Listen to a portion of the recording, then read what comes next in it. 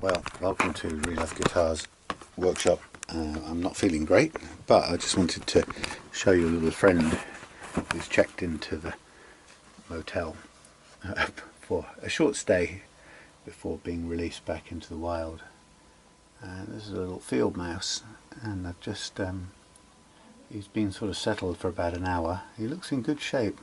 He's listening carefully to what's going on, and I just put some food in, and in a little while I'll put some water in as well. So yeah, that's how we roll down here in the country. Rescued, of course, from Morris's sister, who is the serious hunter in the family. But anyway, but yeah, she brought him in, and it wasn't dead. So another guest to stay at the hotel for a bit. Now I'm looking for plectrum in all this mess. I haven't tied it up, so yeah. Oops. I should do that really. I was just going to do the intro to this guitar. Anyway, plectrum I can worry about that another time. Then I'll tidy up. But anyway, so what we've got here is Marco's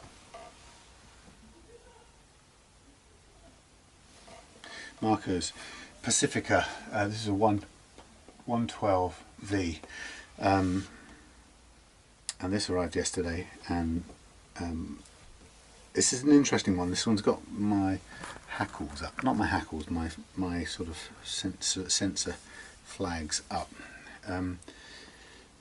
So Marco contacted me saying that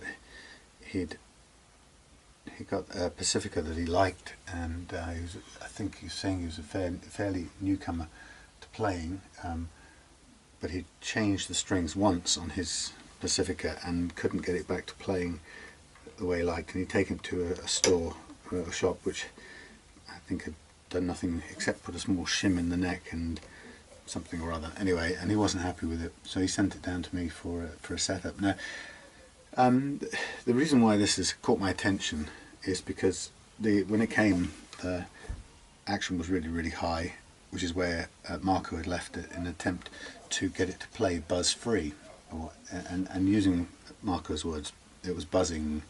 Now, the door's going to slam. What it kind of reminds me, this guitar in particular reminds me, is that what one person calls buzzing isn't necessarily what someone else calls buzzing.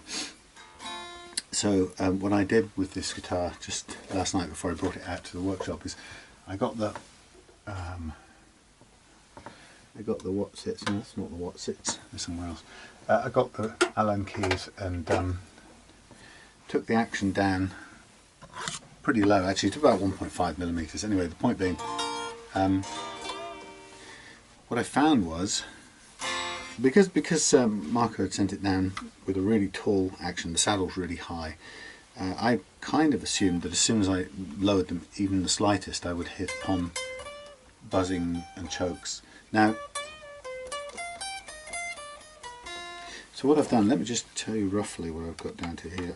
This is really low, that's 1, and that's 1.5, which I knew that's what it was because I kind of measured it yesterday with a different device. Anyway, so I've got it down to a sort of action that I would like. It's got 10s on it, which are a little bit heavier than I normally play. But anyway, what I noticed was straight away, every one of these notes plays. There are some slightly squelchy spots.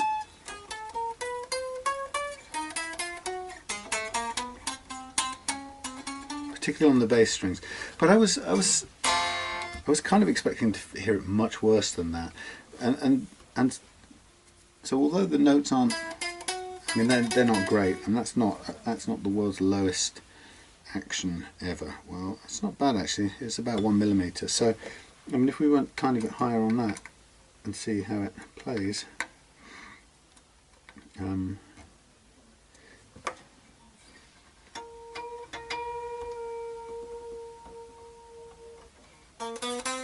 Now, okay, at my ideal action, that's still a little bit a little bit fuzzy. Okay, so having a better look at it this morning, it doesn't give me so much cause for worry. What I was concerned about was that maybe Marco was talking about something different when he used the term buzz than me, but actually that's sort of, as buzzes, those are buzzes in anyone's language. Okay, so having kind of reassured myself of that, so what we've got here is a very nice natural Pacifica 112 with a tremolo, which I'll take off in a minute.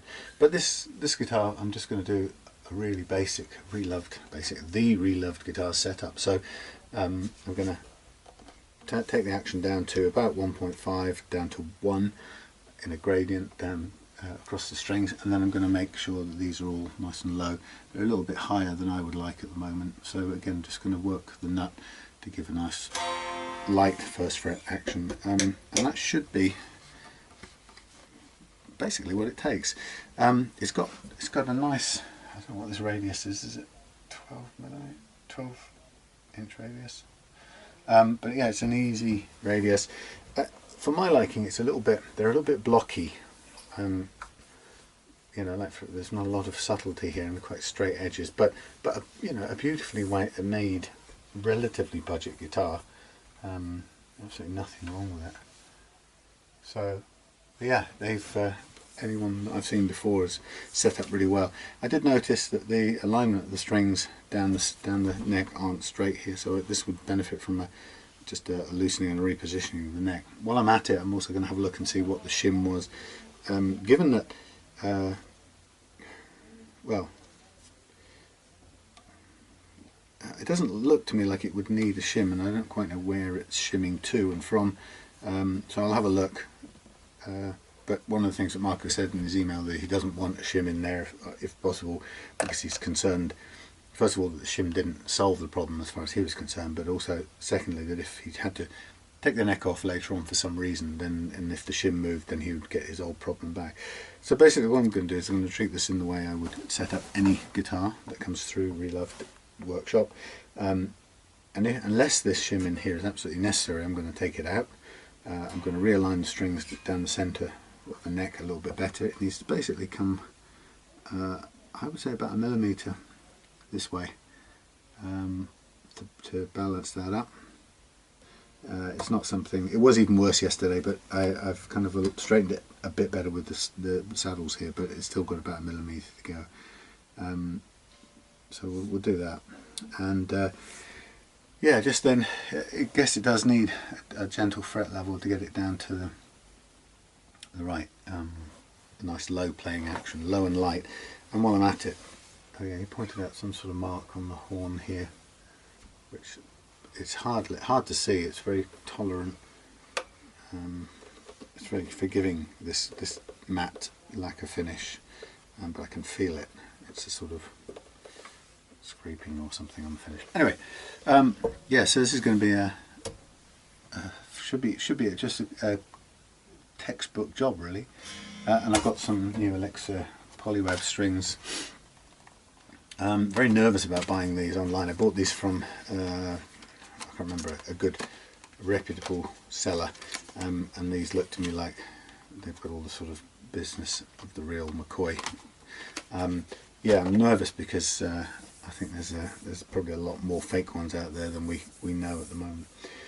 Okay, so I'm going to get on with setting the action at this end. One of the things I'm also going to do, obviously, is set the relief, the neck relief. Just check it to begin with. It seems to me to be within comfortable limits, possibly a fraction high on this guitar, but one of the things that Marco said was this truss rod cover was loose because he'd taken it on and off so many times, or the screw didn't hold properly. So I'll take a quick feel of that. It's a strange day today because it's not very tight at all. I'm not feeling great. I've had this I suppose 2-week long infection now. Let's go and get a container. Which is basically, it's just knocked me out. It's rare that I get things like that, but this has been such a case. So I came out fairly early today with a view to, what do I do with that shaft? With a view to getting straight on working on this guitar, and I just found that I couldn't do it, and I ended up swinging in the hammock for an hour or so. I didn't sleep very well last night, and I just couldn't get started. Just too worn out.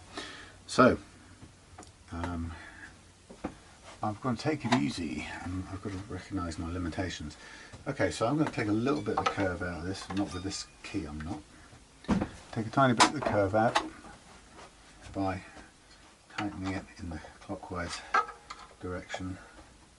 See how easily it moves in this way. Obviously holding it that way gives it a bit too much gravity, so it's not a great indicator. And we'll just let it kind of pick up. And what I might do is go off camera while it settles and just get and tidy up a bit of this stuff. I've been doing a lot of wiring of Murray's Modern Player Telecaster, so I've got all the sort of detritus of that, and I inherited some pickups which have basically found a new home pretty much straight away in this guitar I'm making here, which is going to be my HSS, but it's going to have a 7 position malarkey with a sort of Gilmore mod, master volume, master tone. But anyway, I'm really kind of excited about making progress with this one, only it's an absolute fiend of a wiring job coming up, so I'm kind of I've got it all over the board. I'm taking my time trying to work out if I've got the right schematic, because I'm not an expert in that. Anyway, I'll stop, come back when I'm ready to kick off with this. Well, it's a little bit tighter, but it's not perfect. Okay, so I have lowered the slightly straightened the relief out in the neck. I'm going to talk through some of the things here, so that there may be useful things for Marco to know, but if you've heard them all before, please forgive me. So the point about this is the guitar playing action predominantly or primarily comprises 3 things. It comprises the height of your last fret action, the height of your first fret action, and then the curvature or straightness of the neck underneath. Some people like to have a really completely straight neck. Technically speaking, if you have the straighter the neck, the less room there is for the strings to spin, which kind of requires that you have a slightly higher action, otherwise you get the string hitting the frets very quickly. If you want a very low action, then in my experience it tends to follow you need a little bit of curvature in the neck to create you that extra space for the movement of the string. So I tend to start by choosing the neck relief that I want, and I don't go with numbers, unfortunately. I tend to do it by eye, depending on also partly what I know about the guitar. On a guitar, some guitars the necks seem to be really accurate and responsive, and you kind of, from experience, you get a sense that you'll be able to get the action you want without too much trouble, in which case I can afford to go with less neck relief, and often find that some certain SGs can be like that, but also some things like Ibanez and Pacificas as well. So if you were to ask me what the actual relief is on this neck at the midpoint of the fingerboard, I would say that's probably about 0.2 of a millimeter, something like that, 0.15 to 0.2. Now what I then do is, having set that, I've left a bit of time for it to settle, so that I'm pretty sure that it's where it is. That by the way, the neck relief is obviously dictated by the pull of the strings. The truss rod is designed to either usually to counter the pull of the strings. So the strings want to pull the neck into a curve, and the truss rod helps to flatten that curve back out. And so by using the truss rod you can temper the pull of the strings. Now obviously if we would change the gauge of these strings, then what would happen is that there would be slightly less or more loading on the neck, which means it would pull harder against the truss rod and probably create a slightly different curve than we just set. But I'm going to replace with the same gauge, so I'm okay with that. Next stage part of this process, excuse me, is going to be, what do I do with it? There it is. I'm just going to get a close-up view and check my last fret action. And here I'm running it just over 1.5 millimeters, so I'll go down a little bit. Some people say, why do you do the last fret action? It's just because I do. The last fret action in a way is just for me it's easier to make sense of. I know that if I have a last fret action here of, let's call this just on exactly on 1.5, and I've got a lot of relief in the neck, then I know the action in the middle is going to be it may be about the same actually, although it's you're looking at an angle all the time from the nut to the bridge, but if there's a curve in the middle, that height increases, so that instead of getting smaller all the way, you might find that the actual height stays is 1.5 there, it might be 1.5 there and then get smaller again. It just increases. Bottom line is the more relief you have, the more it increases the playing action right in the middle. It works for me to use the last fret action. You might want to use something else, and that's absolutely fine. And if you do, go ahead and choose. Some people use the 12th fret, and that's absolutely fine because that's the sort of midpoint of the scale, midpoint of the string length, the scale length. I'm just now going down from 1.5, just trying to get myself a sort of step down to 1.4, 1.3, 1.2, and then bring this up a little bit, and I want to end up with 1 millimeter on the high E. Just a bit over, fraction under. So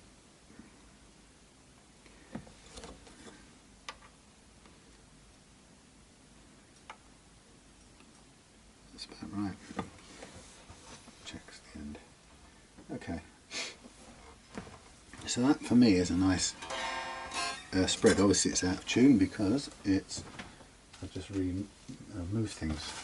Now I picked up I can't believe it, I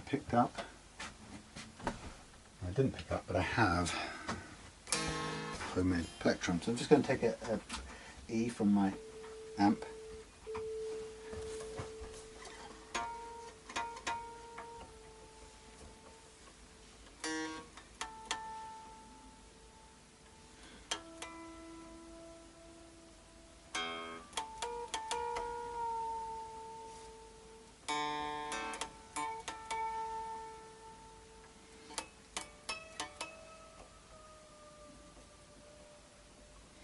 So while I'm doing this, I'm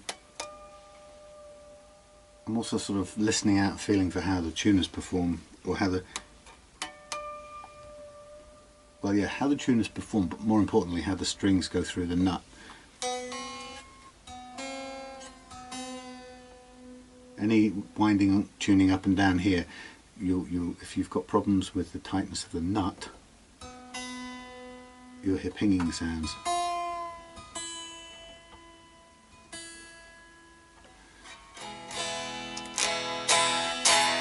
Okay, so what we have right now is the sort of target playing action.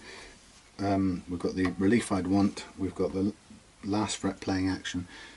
Now what I'll next do is I will adjust down the nut slots until they're all the same. They're not bad as it is at the moment, they're fairly low, but they can go a little lower to where I want them. Now obviously anybody with a brain will say, wait a minute though Sam, if you now take down the action at this end, surely that's going to reduce the action very slightly at this end. And yes, it is, a tiny amount. Would I be able to measure the difference in the action? Well, I'm trying to measure to the underside of the mark here, so I'm saying, actually this is a bit low, I'm saying 1.2, probably step up a fraction, but let's say 1.3 on this lower E. And that's because I'm looking at the wrong scale, and that's why I'm off the mark. Let's just double check that again. Okay, that's 1.5. 1.5 on the low E.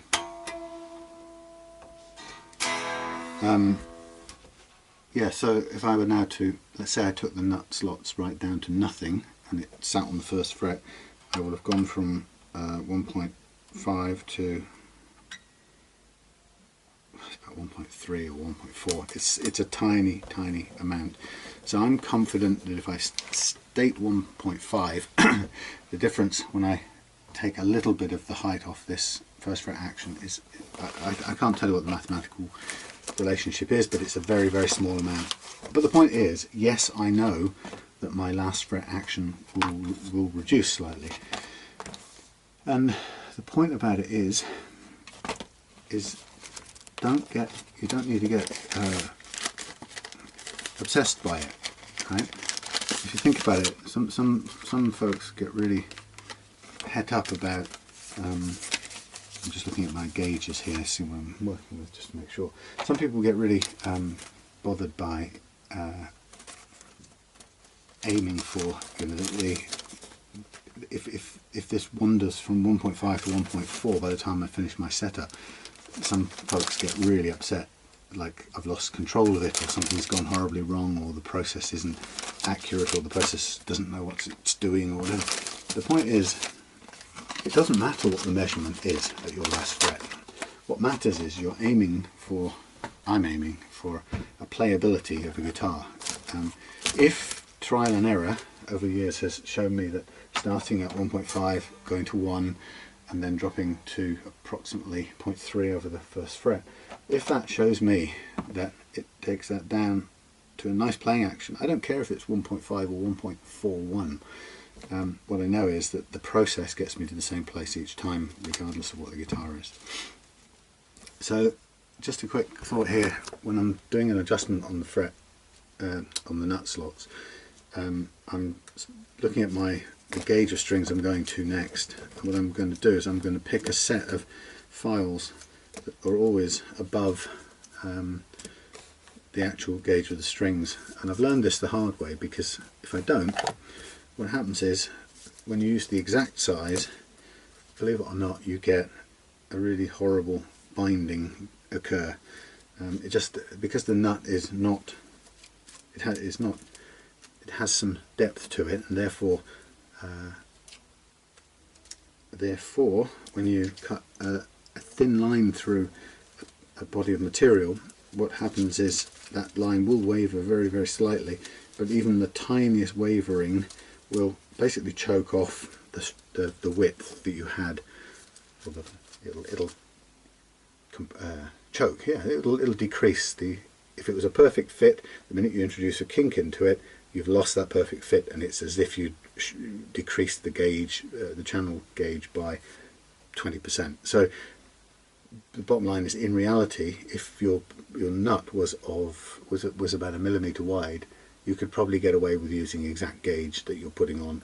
Again, you wouldn't necessarily want to do that, because you're constraining yourself to not fitting any higher gauge, so why would you do that? So I always cut over when I'm doing the nut slots, because you have a range of, or you have some leeway that you can afford to use, and it compensates for this non-straight cut business that I've mentioned.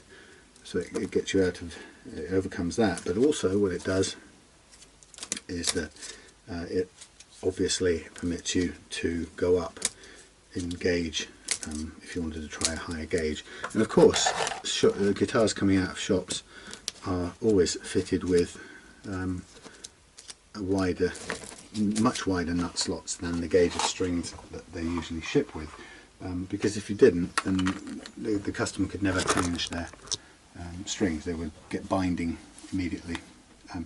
Anyway, enough of that. But the point is, that's why I always pick a set above. And how much above doesn't matter. I have an instinct that says a few thousandths of an inch above it works. When it doesn't, you will find that even though I've gone over size, you may find that when I've done that and I restring at the end, we might hear some pinging, which also then tells me to just widen the slots a tiny fraction more with some sandpaper. So even by going above the actual gauge, we still may find ourselves with strings that are choking slightly, sorry, or catching in the slot. So it's really important. And actually the important thing of all is that getting this right is critical in this operation. Being able to, for the strings to move, this needs to do two things. The strings need to move fluidly backwards and forwards in the slots, but also it needs to hold the strings at a perfect height above the first fret, and the lower they are, the lighter the playing action is at this end. Obviously it's affected by, if you raise that gets higher too, but by and large you can make a pretty significant improvement by adjusting them at this end. So lowering it to about, let's say, between 0.3 and 0.4 of a millimetre, which is what I aim for. It's a very precise measurement, but if you can do it by cutting downwards until you've got to the right height, then you get a light, easy fingering chord playing action down here, which actually can make the biggest difference of all adjustments that you can make to your guitar's action. This is probably the most important single thing. So it makes it a lighter guitar to play, but it also stops you having to press so hard to reach the fret that you cause intonation issues. So I've just, quick test here shows me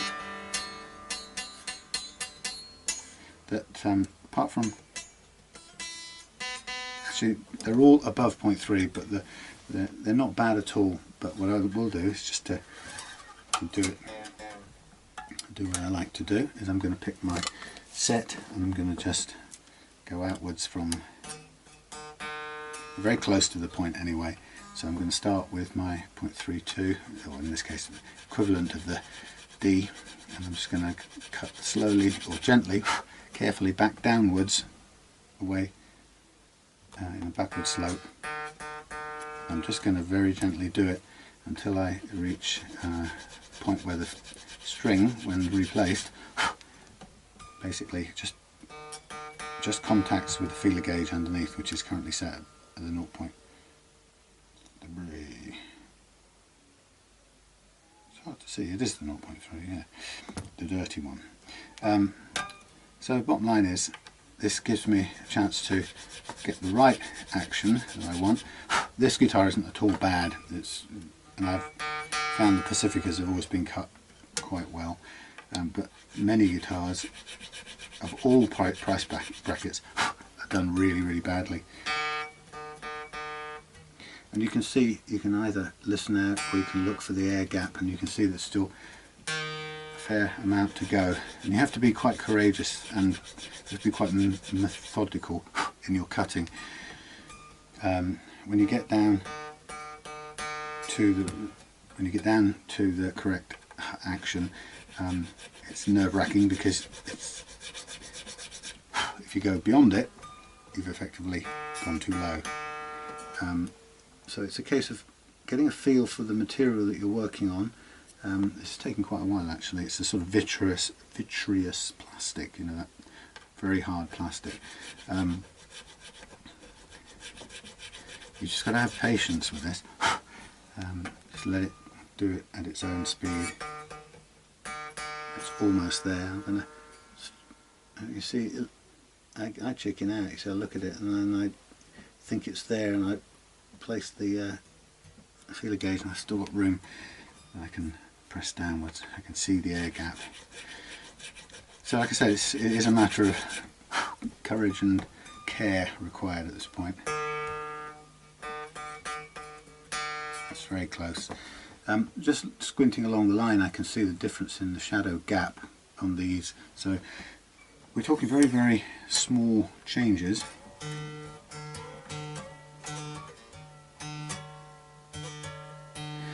And the precision and slow, careful pace of this rewards you in the improvement in the way the guitar feels at this end of the neck.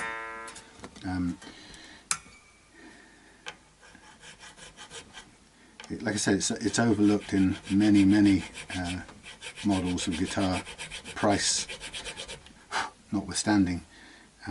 Actually, some of these now have got to a certain age where I need to snap them off to use slightly fresher.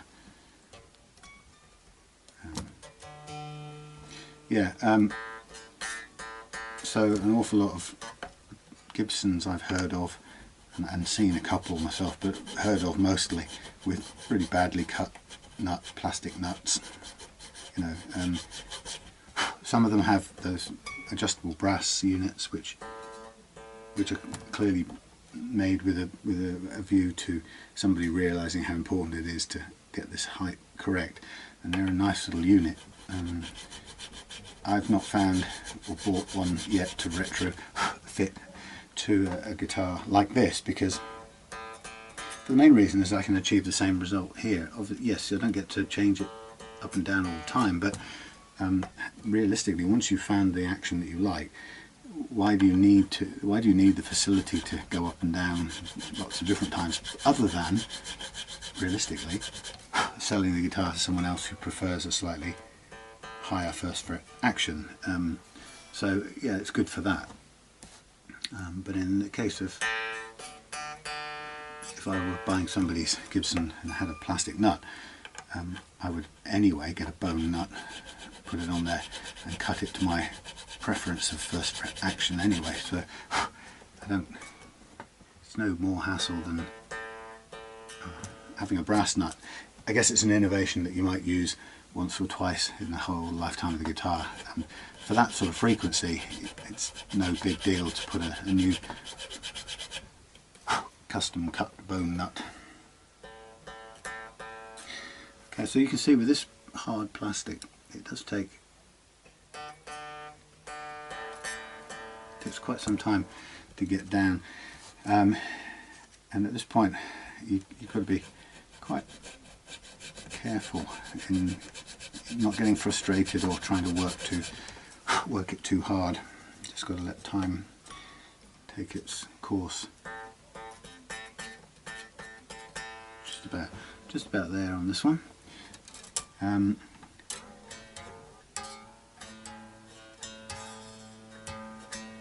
Now when you do cut down into a nut, you obviously go down deeper, and if you go down quite a way, your string ends up down in a bit of a slot. So I tend to do one of two things. I either take care of that by widening the slot into a very gentle V, which then kind of releases the tight grip, or doesn't hold it so tight.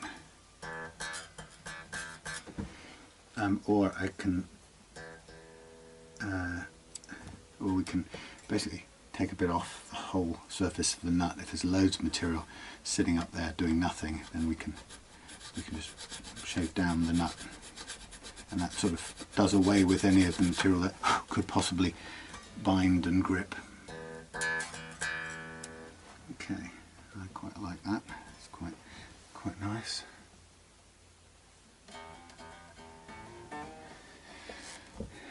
Let's just see how far it is actually from contact. It's still quite a way. The thicker they go, in some ways, the harder or the slower they can be to reach the desired height, because you're cutting quite a lot of material, or you're scraping on a lot of material at once. Okay, I like that. I want to stop there. And having done the bottom three,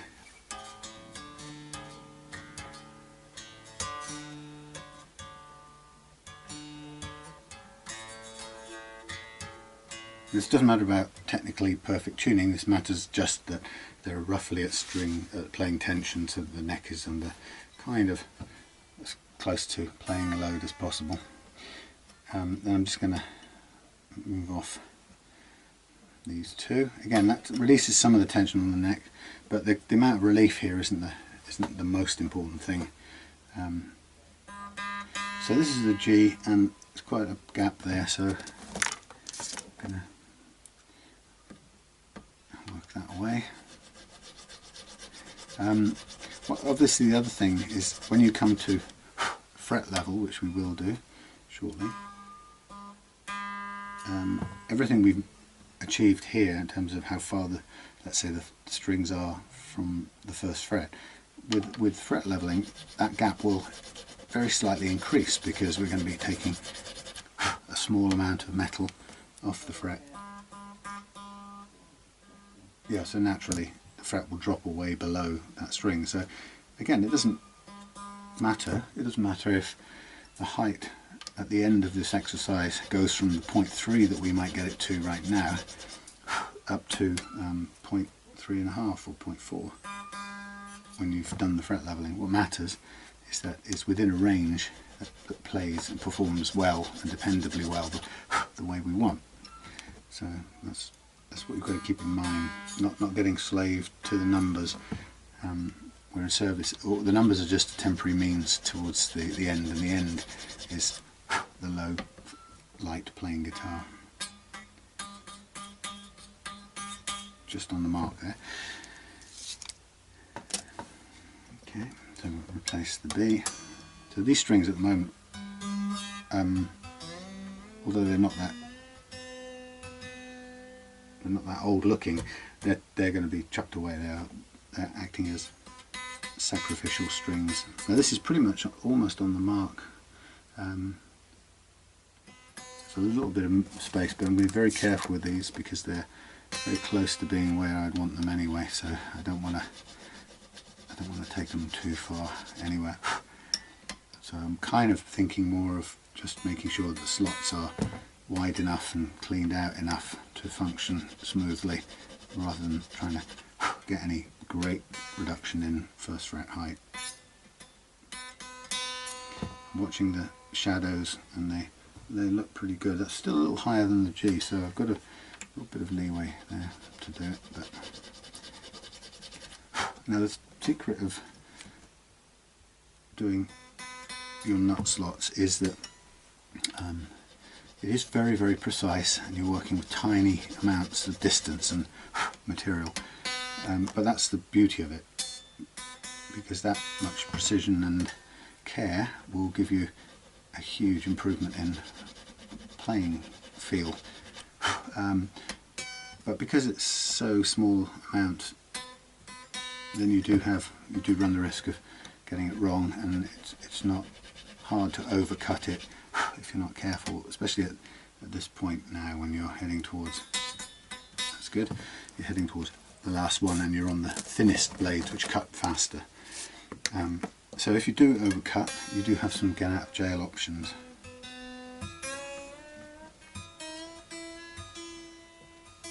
You can either, the simplest one in a way is knock off the old nut and replace it. In this case, if I did it, I would replace it with a white bone nut, which would look perfectly good on the guitar with this colour scheme.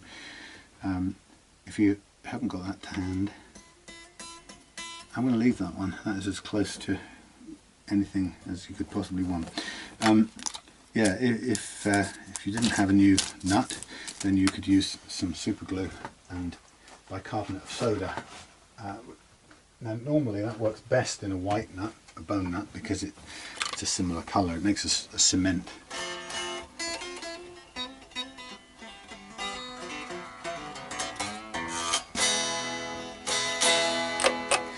Okay, so we've got the guitar now with the 3 points of the action, the playing, 3 parts of the playing action that I like. Sorry, just to finish what I was saying before. If you overcut the slots, you can either replace the nut altogether. In this case, I'd use a bone one. If it is bone or white to begin with, then you can use the super glue and bicarbonate of soda fix, where you just fill the slot with that mixture, a bit of bicarbonate of soda, a bit of super glue, and it makes a cement that you can recut, but doesn't look so good on a black nut. Or you can knock the nut off, put a shim underneath of some black plastic material so it sits perfectly flush, and then you've raised the whole lot up and you can bring them all down a little bit again. So there are a variety of little get out of jails you can do. But I recommend, if you're going to do this yourself, have a couple of new nuts standing by. So the thing is, having set the 3 points of the playing action, or 3 components, they're all interdependent, but they're 3 kind of variables. First fret action, last fret action, and the neck relief.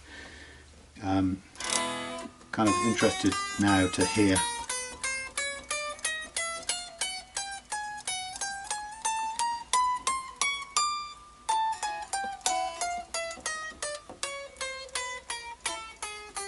not too bad. The E is a little bit zzz.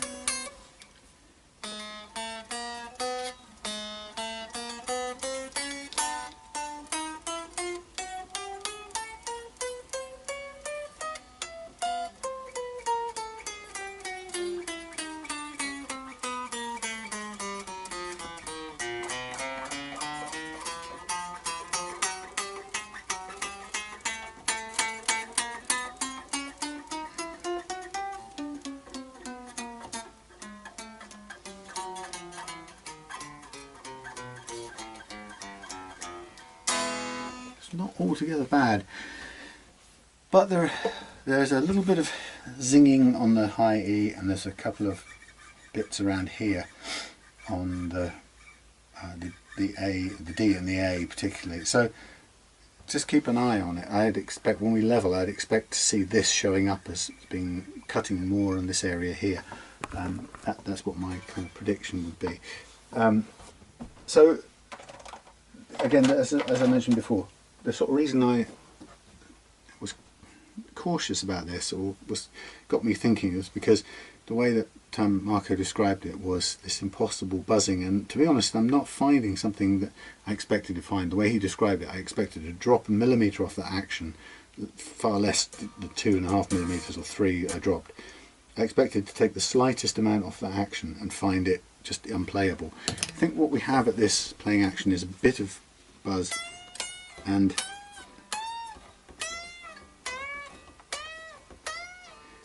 not even choked.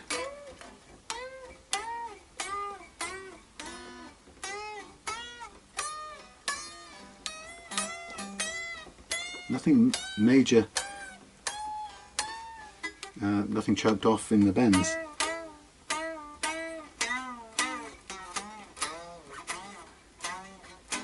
So, like I said, I'm a little bit, not confused, but I'm just conscious in case what has happened in the past can happen here, or I don't want it to happen here, and that is occasionally people can find something they don't like about a guitar, something that rattles or buzzes or makes a kind of noise or feels a certain kind of way, and they'll describe it as buzz, and they'll do, you know, like Marco raised the action to try and overcome it. There's just something I didn't do here. Let me come back to that. Yes, I'm going to do something before I do the fret leveling.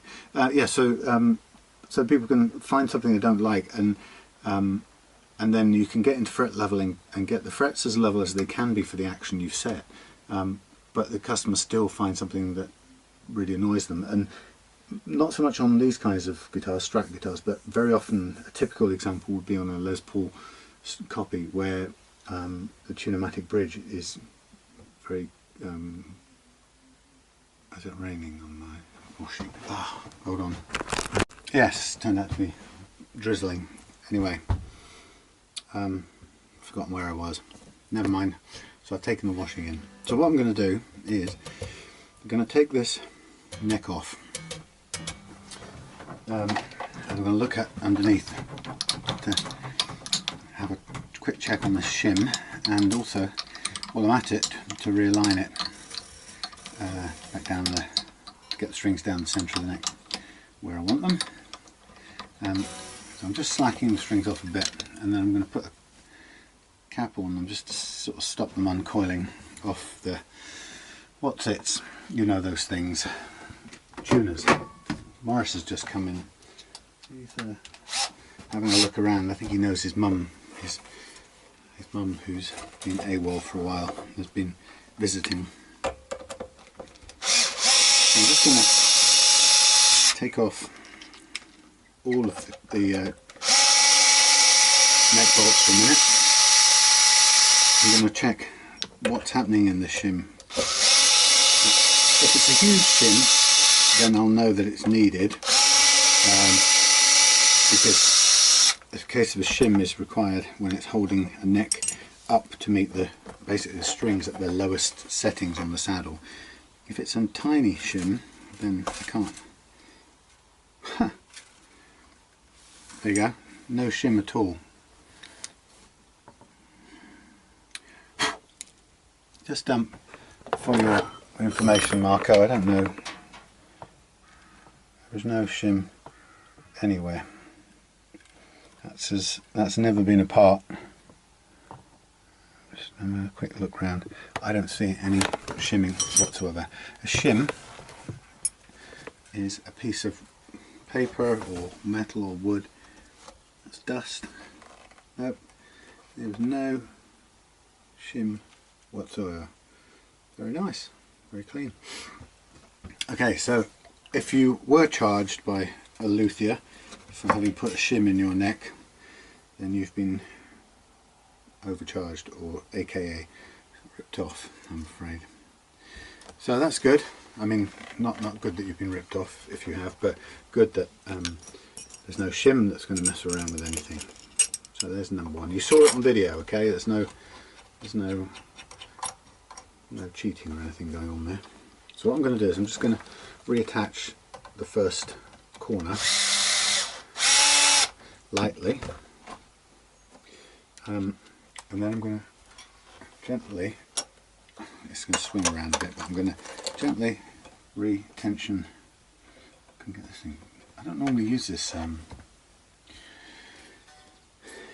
whatever that thing's called. Okay, so this is not sitting perfectly flat yet, and it won't do, because what I'm most concerned about at the moment is just the positioning of the strings. Now what they're doing is they're sitting straight on top of the pickups, which is holding the strings in a particular alignment, so it's not going to help me, and I think the pickups were a bit close anyway. So the first thing I'm going to do is just wind down these pickups out the way for the time being, and I'll redo them when we're in the right place at the end. And this just stop them interfering for the time being. See how it let go of the string there. Okay, so all I want is basically enough tension on these top E and bottom E. They're clunking at the moment because this neck isn't sitting properly in the pocket.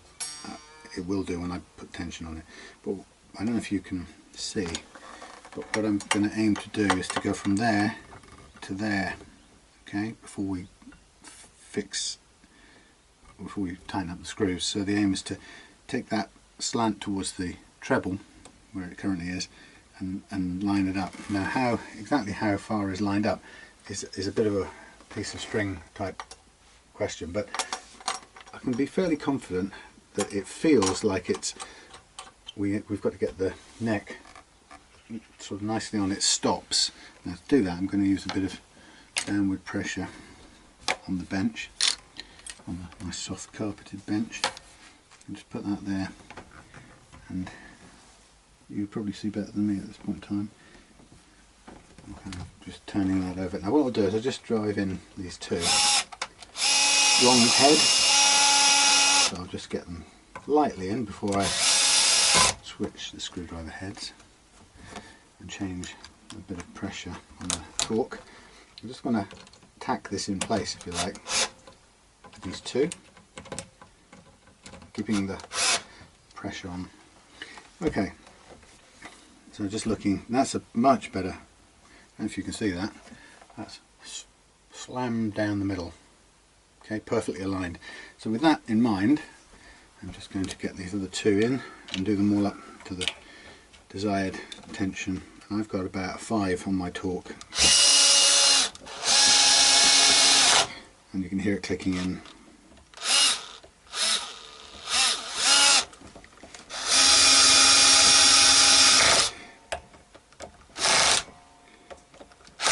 Okay, so they're all on the 5 torque, and what I tend to do at that point is just go around and give it a tiny bit of hand tightening. And this is probably about 1/8 of a turn, if that. There you go. So there's our newly aligned neck. We've discovered that there's no shim interfering with anything under there. This actually now brings the strings back over the pickups better than they were. There's still a slight misplacement of this one. Well, all 3 of them a tiny just bit in on the base, so they could all be, ideally all of them could be 1 millimetre that way, but that's the neck geometry is the principal thing. The neck geometry in the bridge is the important thing. Ideally, as I'm learning the hard way, making my own, you should get that done first, then mark and drill your routings, and then finally fine-tune your position in pickups. He said learning the hard way. Anyway, so what we've got here is the neck back on in the right configuration. We've got no shim to worry about. You need to go and decide whether you're going to have a word with the person who told you, that charged you for shimming a neck that he didn't do. Apparently this person also told Marco that all guitars buzz and you have to live with it, which is not an uncommon thing. I've heard that so many times. That I think the last one somebody told me, it was like, Telecasters always buzz, don't you know? You know, you wouldn't want them any other way. I mean, after all, they're not meant for lead guitar, are they? They're rhythm or something. Anyway, somebody's coming down our lane.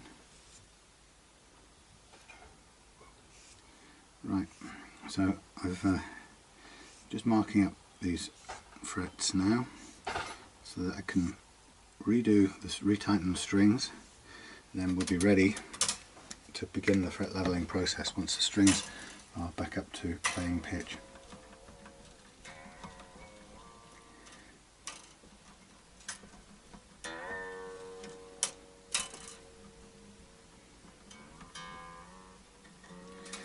Trying to do it without getting the strings to knock off all the black marker pen that I put on the frets, because that's kind of useful as a guide to what's going on in the fret leveling process.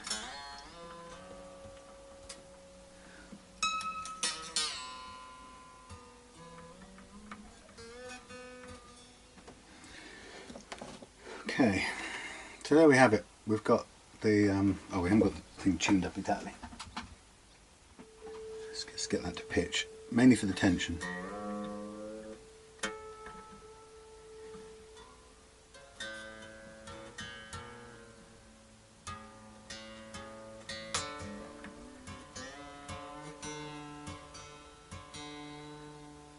Because it rained a minute ago, now it feels humid.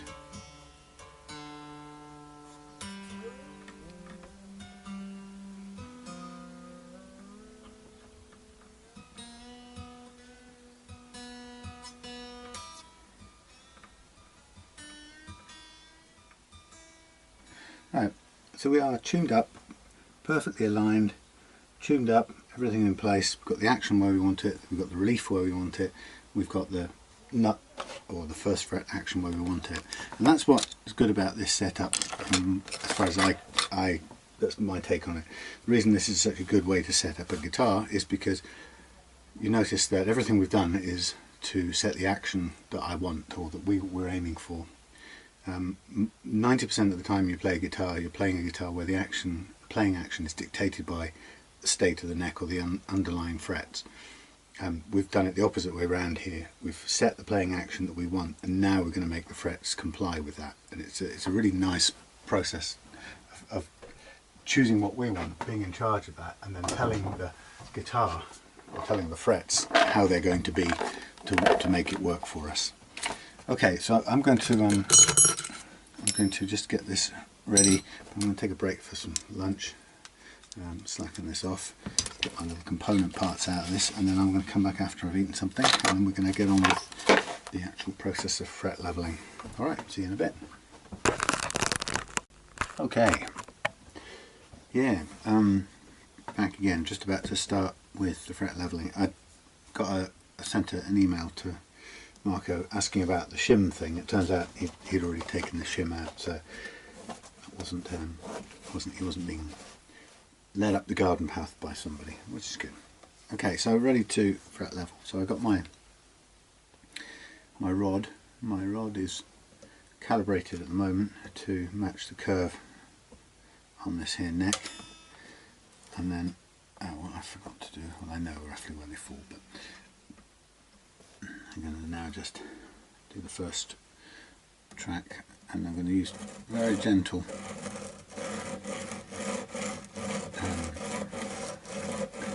very light touch for this. Now, if you remember, I was saying I would expect there to be a cluster, just throw it around, a cluster up there. There's a couple down here that are standing up as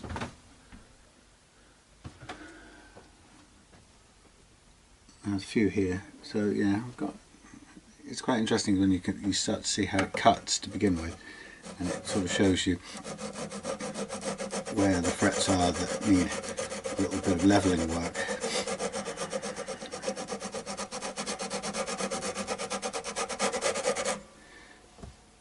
So yeah, a little pile right here, then not much there.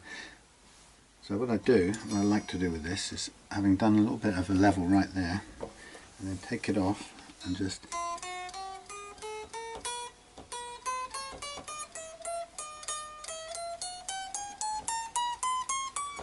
the aim is to get all of them playing cleanly. So I'm just going to double check the calibration on this. So to do that, oh thanks neighbour, gosh, she's got a foul tongue. Just place this back on, and looking to see if it needs a tiny bit more adjustment to get it into the curve. I think this needs an absolute, God, go in there, a fractional tweak. And you can get to know by experience when it's reached its correct shape.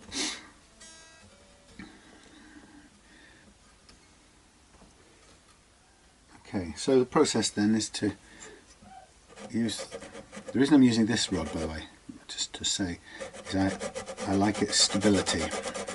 It's a little bit wider, well this is twice as wide as some of the other ones, but I do like its overall rigidity, and that means that it'll stay in the right shape the whole way through the process. Okay, so I think this will take me to right where I want to be.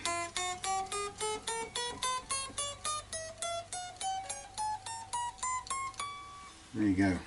Let's see how nice that sounds. So I'm going to just use the same calibration for the next line.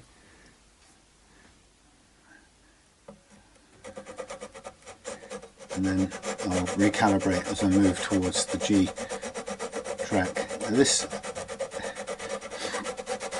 is quite wide, so I have to sort of keep it moving from side to side, so you're kind of making sure that it's moving with the radius and it doesn't flatten any one spot. Again, I can see a cluster of uneven frets right there. And again, the same process applies here.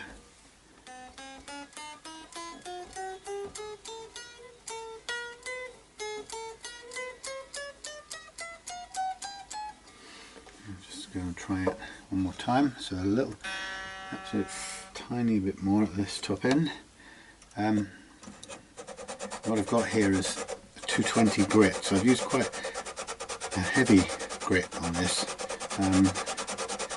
Just speeds up the process, and for me, having done it so many times and been confident with doing it, it's one of those things that you can choose when you use a higher or lower grit. I use the reason I am comfortable using this 220 is that because I'm very comfortable using these tools now, I don't have to take it so cautiously. I can sort of pile straight into it.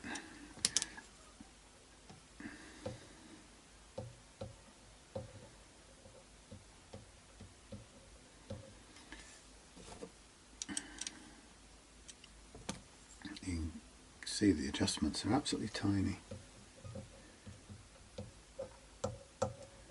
Still not quite there for some reason.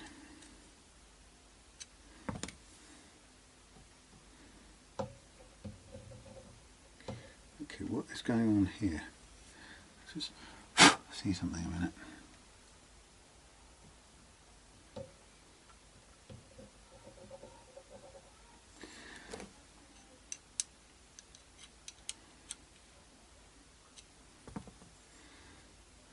The amount of adjustment is absolutely minuscule.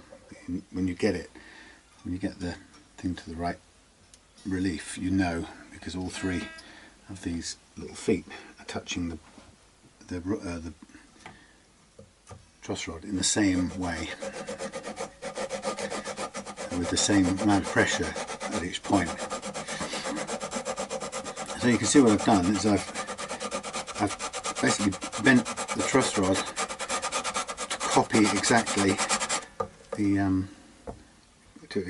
the curve in the neck, and then with that rod curved like that, I then go ahead and level the frets within that curve.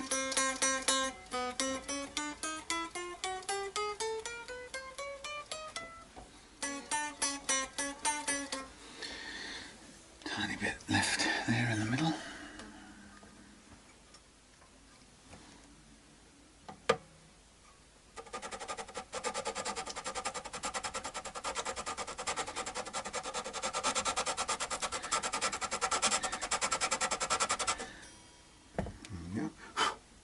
Stop there. It's one of those things, if it's the first time you ever come to do this, this cutting of the frets can look really worrying. It takes a bit of courage to get going with it. I know some people who've started the process and backed off at this point, or just before this, when they start to see the metal cutting. It always looks, a rule of thumb is that it always tends to look worse than it is. However, it doesn't mean that you can't also go on too far and grind your frets down to nothing, which is entirely possible to do if you're not paying attention the whole time you're doing it.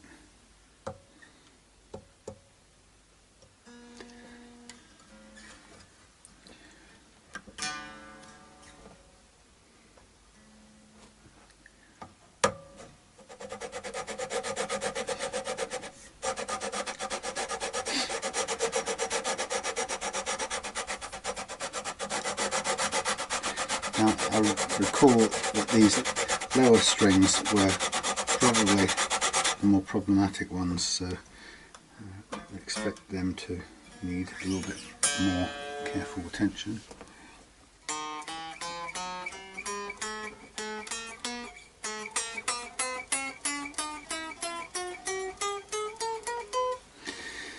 A little bit more.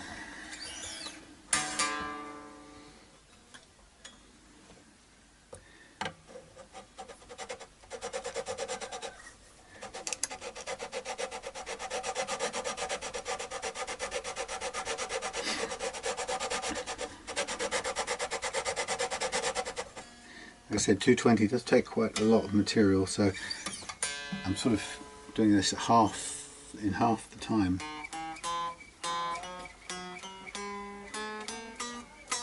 That's making a rattle noise. Sorry a minute, let's just turn that off. Stay. Yeah, sort of twice as quickly.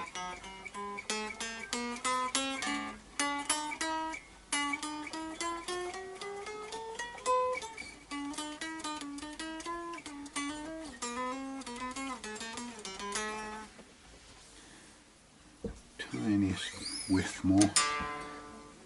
Again, I always say how it's about watching very carefully what you're doing, so you know it's a judgment call the whole time. Am I taking too much off? Do I need to stop at this point? How's everything else looking? Where's it sitting in comparison, and so on. So you never just fire away at it. You've always got to keep your eye on it and make a judgment call. Now this one, I am going for a low action, and when you go for a low action, you basically are making it. A low action requires more precisely leveled frets, as simple as that. That's why most guitars that you buy, new or second hand, are set with their action quite reasonably high, or certainly as high. No, put it this way, they're usually set as low as they can go before the uneven frets kick in and mess things up. And that's because, as we've seen here, to get a low action you have to make the frets comply with the action that you want. Otherwise you just have to back off. You never get to where you want.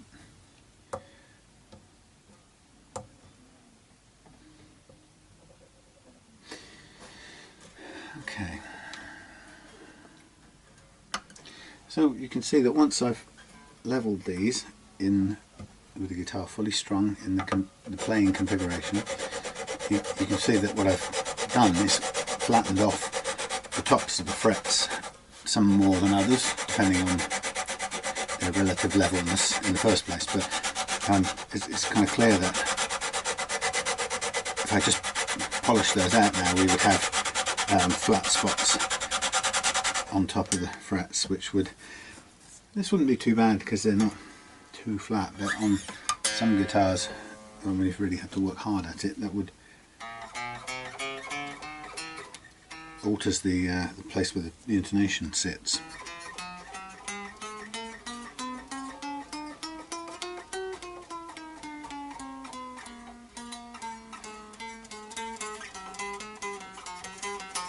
Tiny bit more in the middle there. Yeah.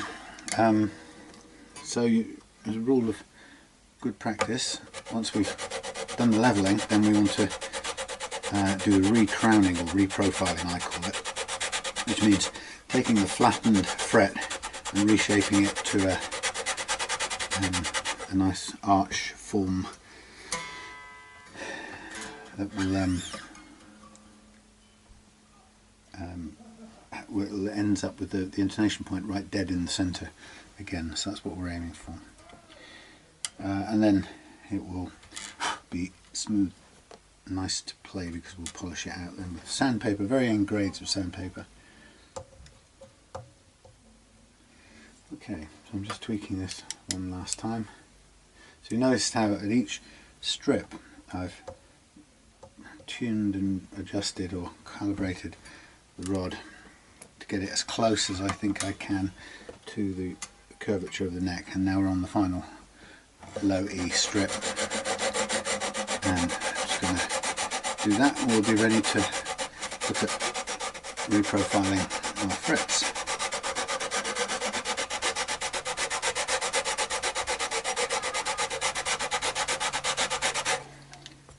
Okay, looking good. Now you can see it's taken quite a lot of material off the frets. Again, it looks like a lot, but those will clean up really nicely with lots of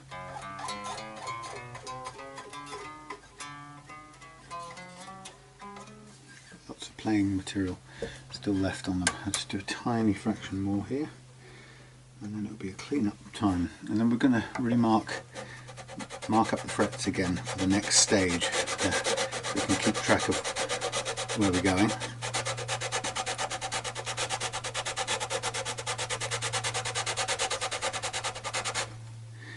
Okay, so there we go, levelled. Very low action.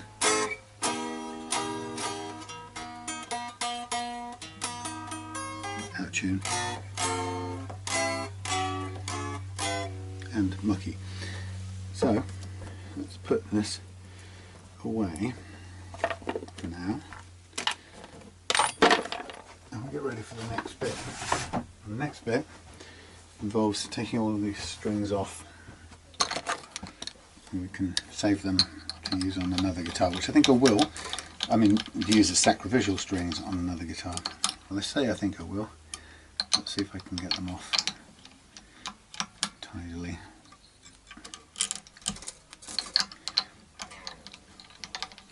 So the nice thing about setting the guitar up this way is that you can, even though we're now taking the tension off the neck, and the neck is flattening out at this point, when we come to reload it with tens, it will reassume its, it'll once it's back under load, the relative levelness of the frets will come back to where they were a minute ago. And this is always a difficult, there's a way of locking frets off that makes it difficult to take them off. Sorry, locking the strings off makes them difficult to take off without cutting something like that. Yeah, so you can do anything you want now. You could take the neck off, you could do anything. Once you put it back on and restring it with tens, everything on the neck, providing it's under the same sort of load, everything will go back to the relative levelness that we just achieved, and that's because we did it under tension. And that's what's unique about this method, for a couple of reasons that's too boring to go into, but it is technically a little bit more accurate than doing it with the flat neck off or the passive flattened neck method. So it's technically a little bit more accurate, but the important bit that makes it relevant, or makes me, the reason I like to do it, is because it allows you to get to the action you want with the minimum fret metal loss. Now I know that at the moment it looks extreme because there's a lot of dust, but it's still nonetheless the least amount of material to remove to get to the exact action that we're aiming for.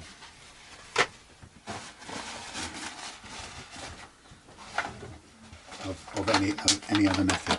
We don't just level on non-stop and arbitrarily until we've reached some sort of abstract idea of complete levelness as measured by fret rockers or something like that.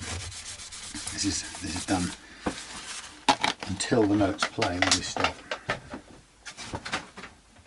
And if, as it happens, if there's unevenness below that level, which there undoubtedly is, then we don't really care, because it's not implicated, or it's not involved in our chosen playing action. So you can see what I'm trying to do here is just take these off, which is a bit boring.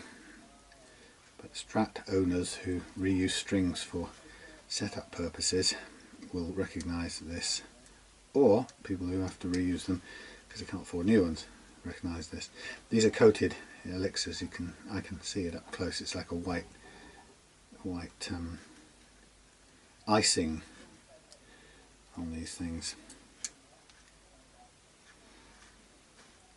I became a fan of Elixirs from as soon as they came out. They were just such a difference to the average player, you know, especially on acoustic. I seem to remember it mainly on acoustic guitars. They seem to last and sound better for so much longer. And you know, happily used them all those years until just recently, when I think I got a run of about 5 or 6 orders of fake ones. And the problem is, sometimes it's from the people who you kind of deal with a lot on eBay, and you don't really have a way of proving it, other than in some cases I did send some back saying, look, these sort of black marks and this stained and decayed looking, basically degenerating. They were decomposing, and And actually what happened in the circumstances is that the seller didn't really say or do anything, just sent me some more. And it's kind of not the response I was hoping for. I was hoping that they kind of took it seriously and had a think about, or had a look into where they were sourcing their strings, so that I didn't just get another pack from the same batch, really, which is kind of what ended up happening. So anyway, so I still think if you know, if Harley Benton can make a guitar string, a set of guitar strings, sell them to you for £1 in China, you know, made in China, then they must be making them for a fraction, obviously, of that. Who knows what the markup is for all the distribution and so on, but obviously, you know, let's assume they're making them for 50p, a conservative estimate, which there's no reason why it'd even be that much, but let's say they're 50p, being conservative, and then they're fakes, and they're put in some fake Elixir packaging, and then somebody pays £12.50 for them or something such, and you know, it's suspicious that they're not the real McCoy, but then what do they do, you know? So it's so tempting. You're talking a vast amount of profit for basically faking a bit of cardboard packaging, to the point where, you know, even if they're average strings, most people don't have that much choice other than to use them, because usually you open them up at the point where you need them. It's probably less often that somebody would put the whole thing on hold and then send them back. Now there's an issue here. I haven't taken the back off this, and I'm going to do that for a second. I was going to just make sure everything in the back was right, partly because Marco mentioned something about a bit of rust inside the cavity, but also one of the things I like to do while checking is give the bridge a clean.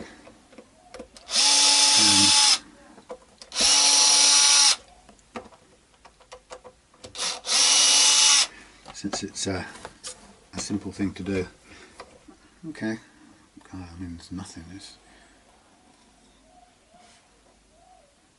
a tiny bit of rust on the claw.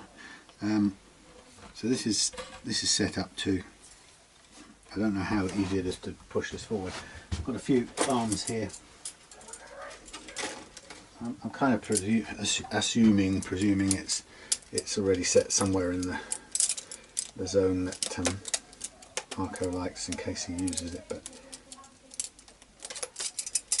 anyway, I've usually got one that will work, if only just for sake of moving it. Now that's really tight.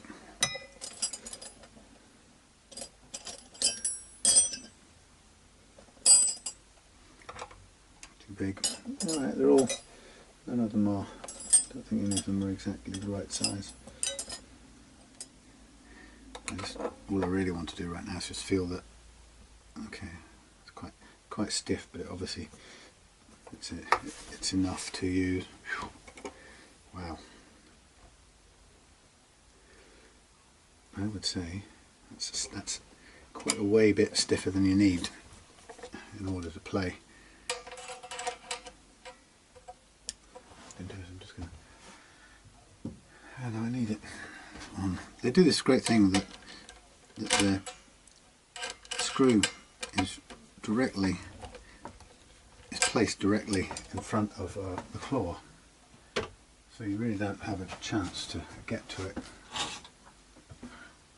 The beauty of the Tremolo system, of course, is that it's designed to kind of balance depending on your string loading. So you can either have it one of three ways. You can have it floating.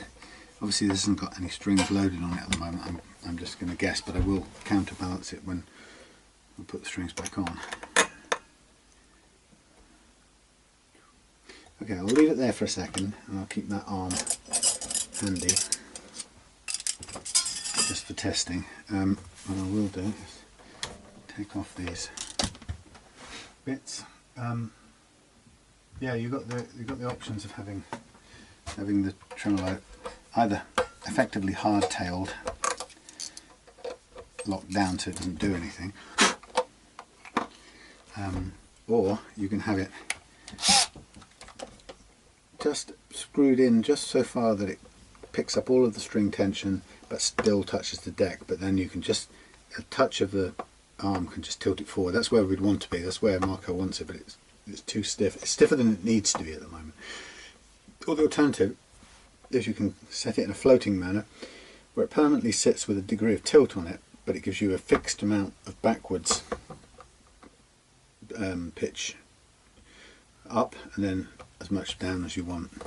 And the secret to that float is having the tremolo screws set as they currently are here, which is about 2mm off the deck, and it allows the trem to pivot, which is a bit of a clumsy old-fashioned way of doing it, but it is the way it is. Right, I'm going to take it off for the purpose of doing the cleaning.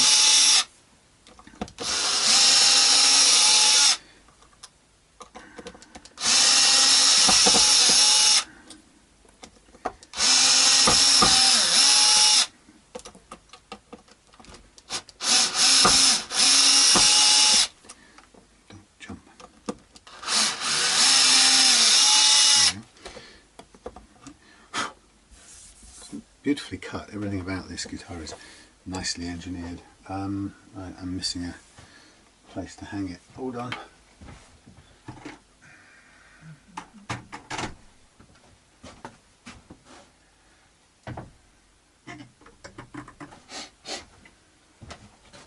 Okay, so I'm going to mess up the intonation here for a minute.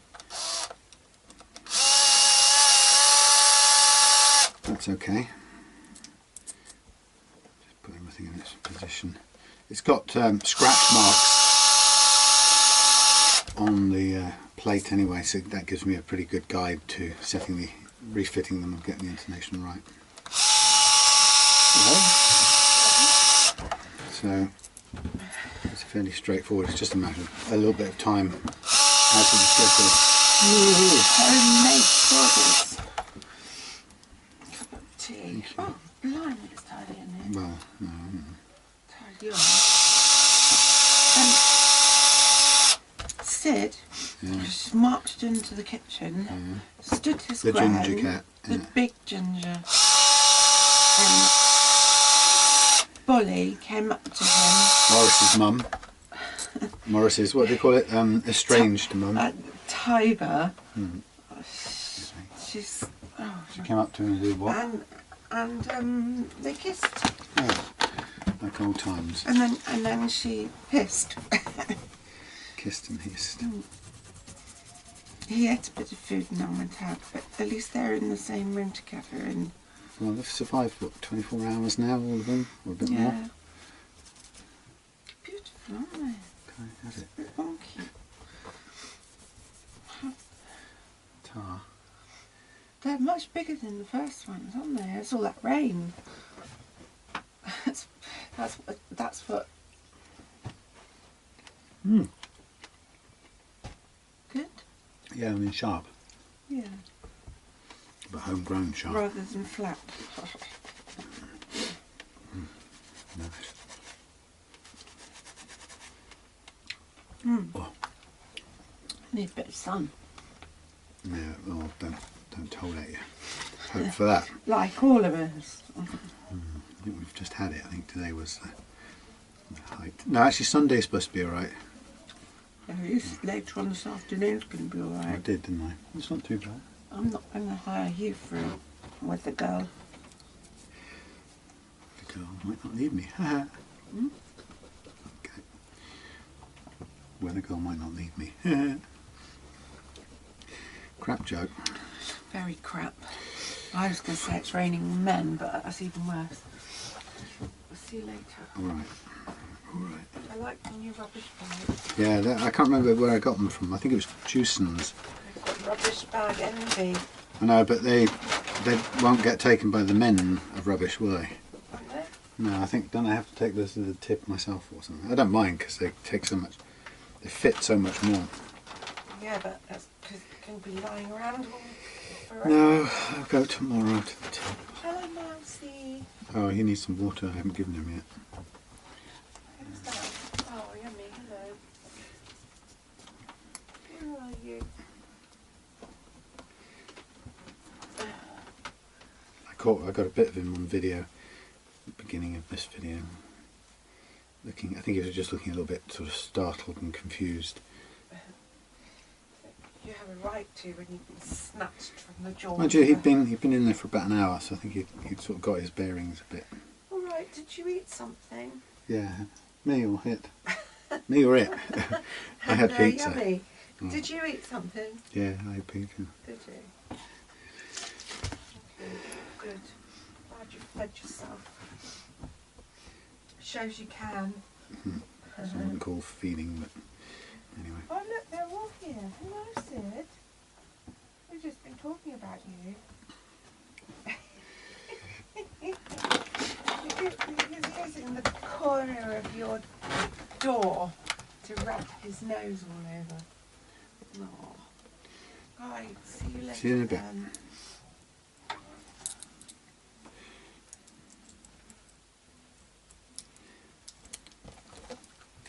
So I'm going to just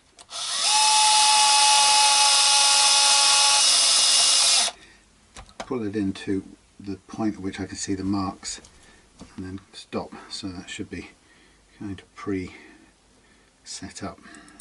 But we'll do a final check and tweak at the end to make sure the intonation is right.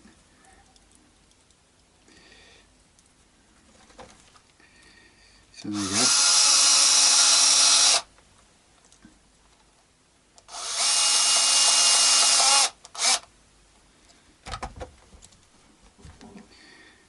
You get it all clean and then you put fingerprints on it straight away. There's no, short of wearing some special gloves, there is no way of keeping it clean. Right. Okay, well I'm doing this guitar today and I've got Bob's Epiphone that arrived today to unpack tonight and check over, but that's on the cards for setting up tomorrow.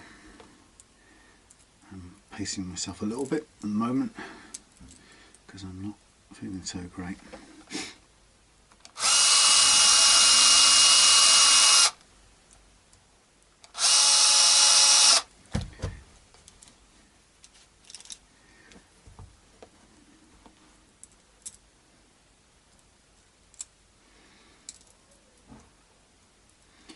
Cleaning the bridge is one of my favourite, probably slightly OCD-ish type of things to do. Doesn't take long, and for me it's a chance to check every bit so that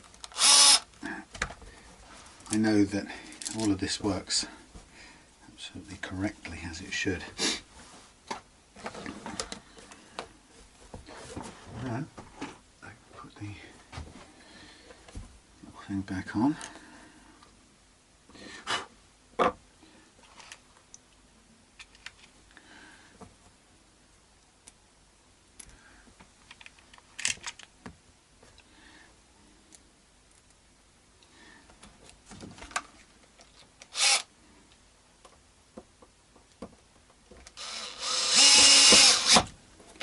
Just going to get them lightly in to begin with so that we get correct spread on all six.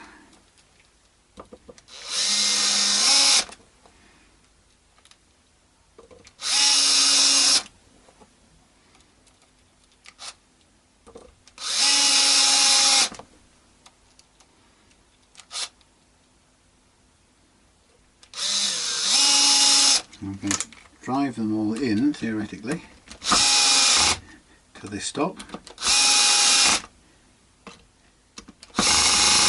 Okay.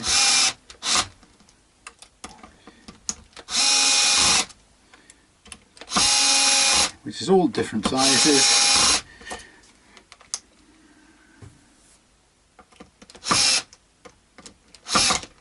Okay, let's do them all the way in,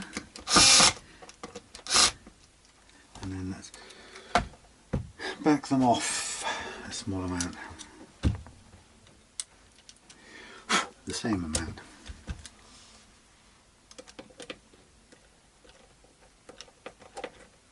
Okay, so fully on.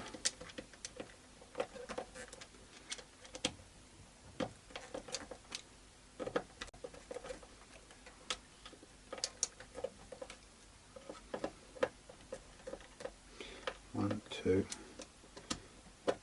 one, two, one, two, one, two, one, two, one, two. That's almost right. Tiny bit there, tiny bit there.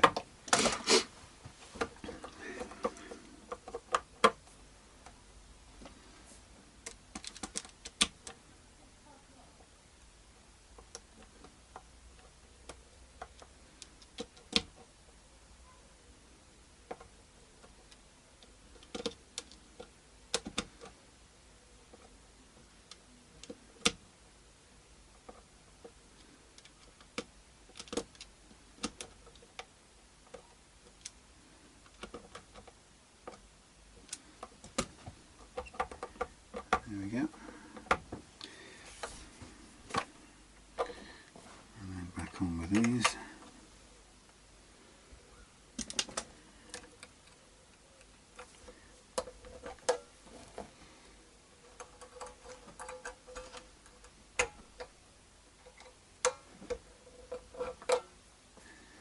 Back on with those. The other thing I was wondering, sometimes you can get with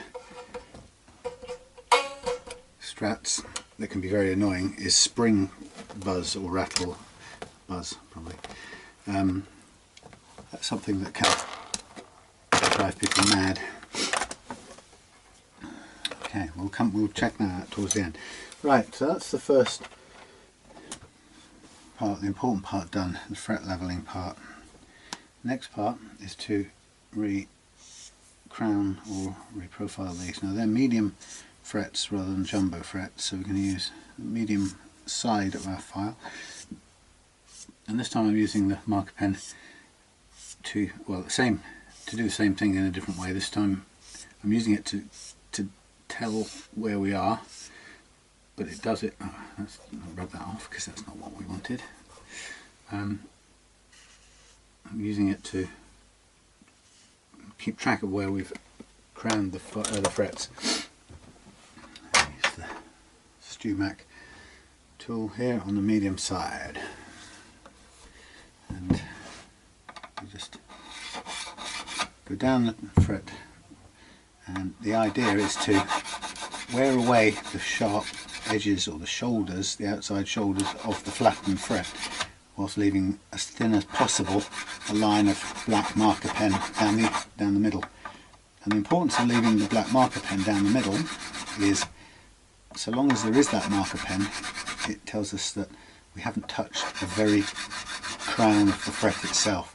And if we haven't touched the very crown of the fret itself, we haven't raised or lowered the action, well, can't raise it, we haven't lowered the action any further, which means it's a very low-tech but clever way of telling that we've retained the relative levelness that we just got from the last process.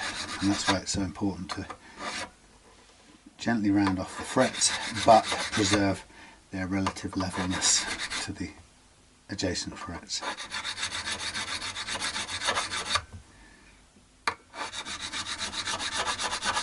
And this is progressing nice and smoothly and quite quickly as well.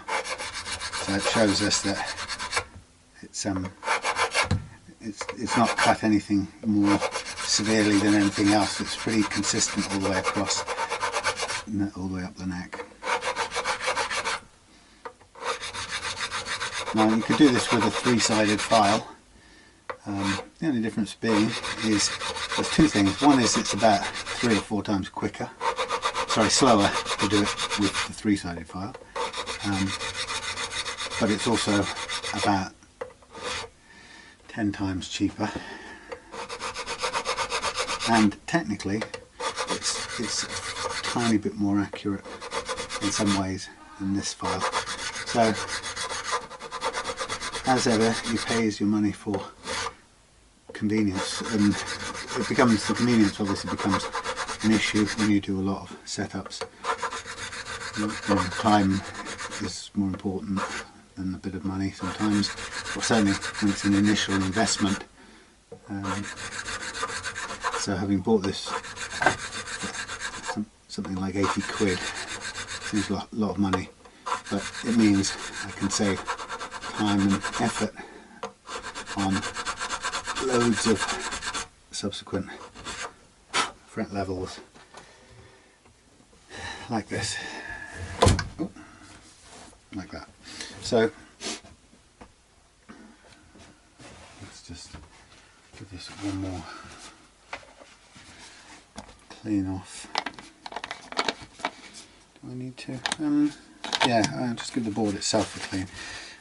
What we're going to do next, then, I'll go off camera to do it. So I'm going to mask off the whole fretboard, ready for polishing, sanding and polishing out the frets, so that the fretboard doesn't get damaged in the process.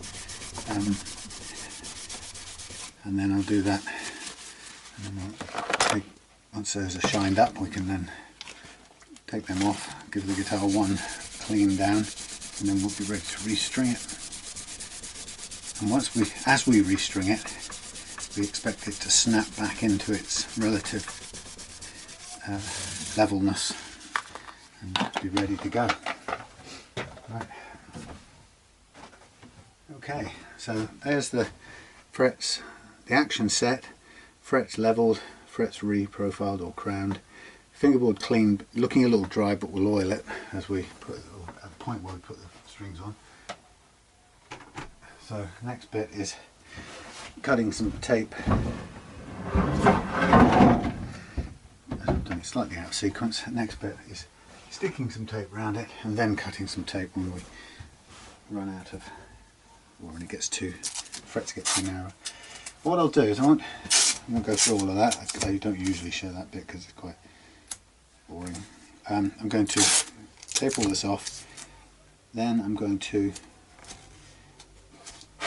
sand the frets until they're smooth and shiny. You think about it, the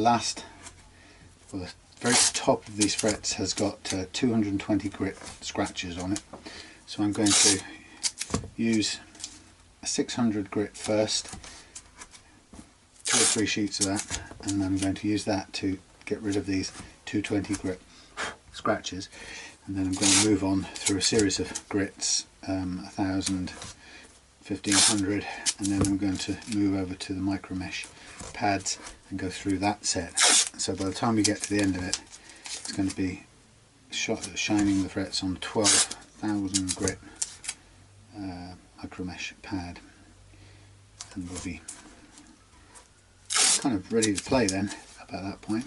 So at this point you can see I'm just running out of tape that's thin enough to get onto these frets. So from this point onwards I need to cut tape into strips, which I will do as I park that off to one side, and I'll use my cutting board. So I'll see you as I'm taking off the tape, or once I've taken off the tape, ready to restring the guitar. Okay, we're heading towards the final thing. I'm just gluing in a little bit of wood in the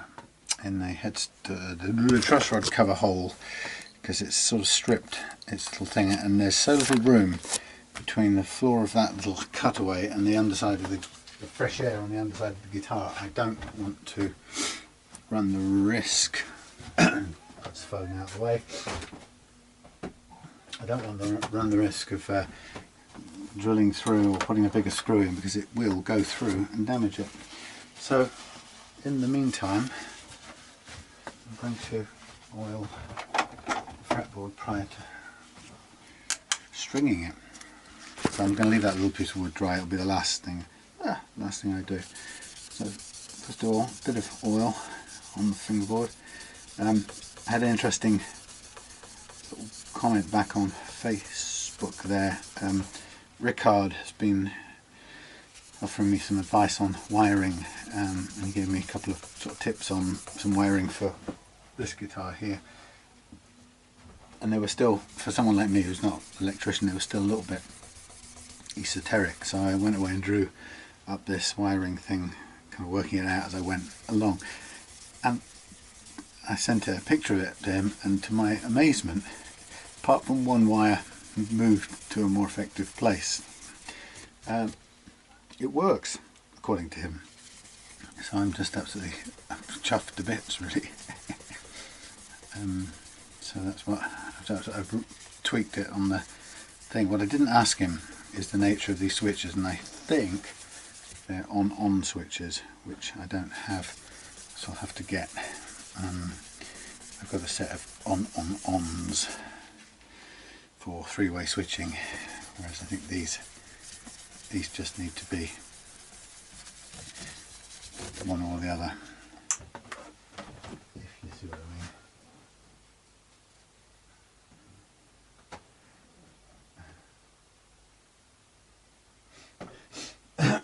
Right, so here we have the freshly oiled fingerboard, and we have the Elixirs strings.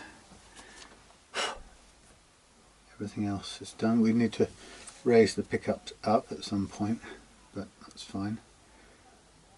So just let that sink in. Let's thread these through now. We're on our way.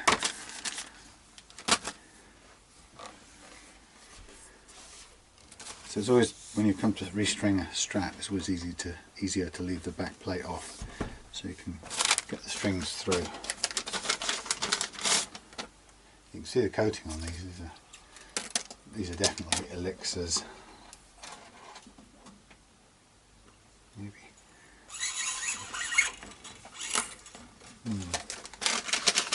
So it's like yogurt coated strings. That's what I would describe them as. Anyway, I'm going to set this up, put it under tension, under load, and then before I close the back I'm going to just adjust the tremolo to a point where it's easily usable but isn't moving on its own. So it's just going to one side of that balance point, and then it will be usable with the least amount of effort, but left to itself it won't move. You just need enough tension in there to stop string bends pulling it one way or another. Now, I took the bridge apart, and it shouldn't have changed anything about the height of each of the individual saddles, but we'll double check it after we've strung it up and everything. Make any minor adjustments.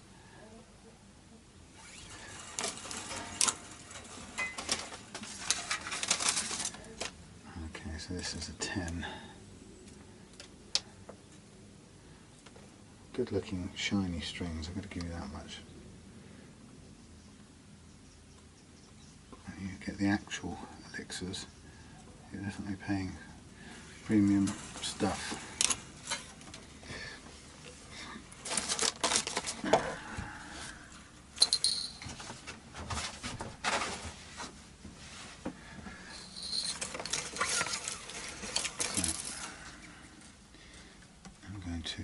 Use my method of stringing, which is not the same as the way Marco had it, but I'm going to go my way on this. So thread it through, pull it one back, wind it on. Held over the loose on the first spin, held under the loose on the second. Whiz round.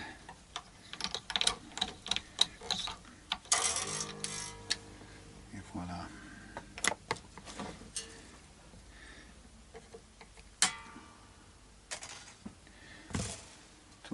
don't want to throw those lovely string offcuts away.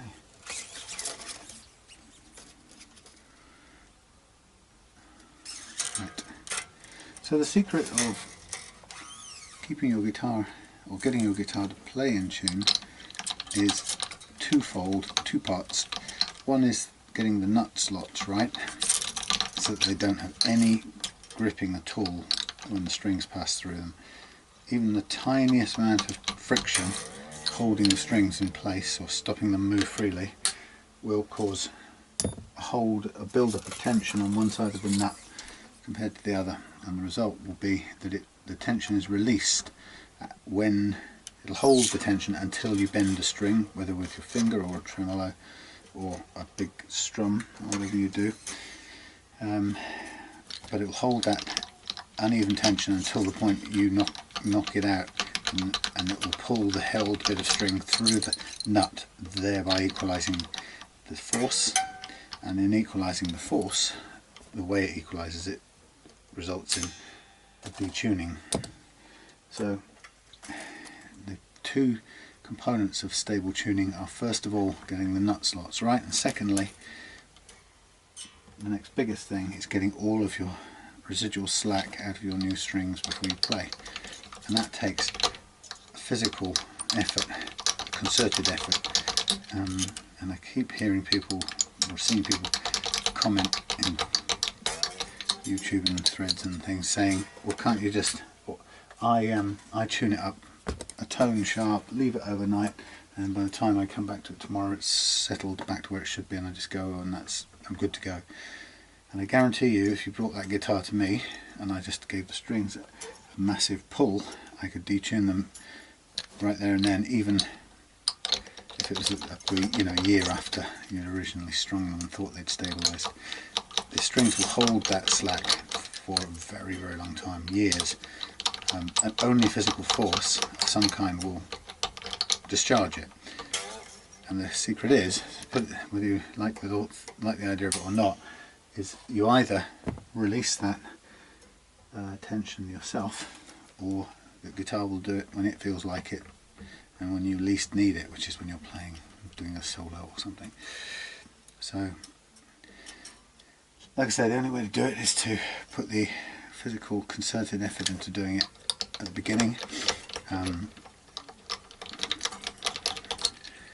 and I use a thumb and forefinger stretching method and lots of finger bends, but it can take 20 minutes to half an hour to get all of the slack out. But when you do, the reward is a guitar that you want to pick up and play because it stays in tune. Okay, so obviously the first thing I'm going to do with this is just give it a sort of a pull to make sure things are all sitting on where they should be.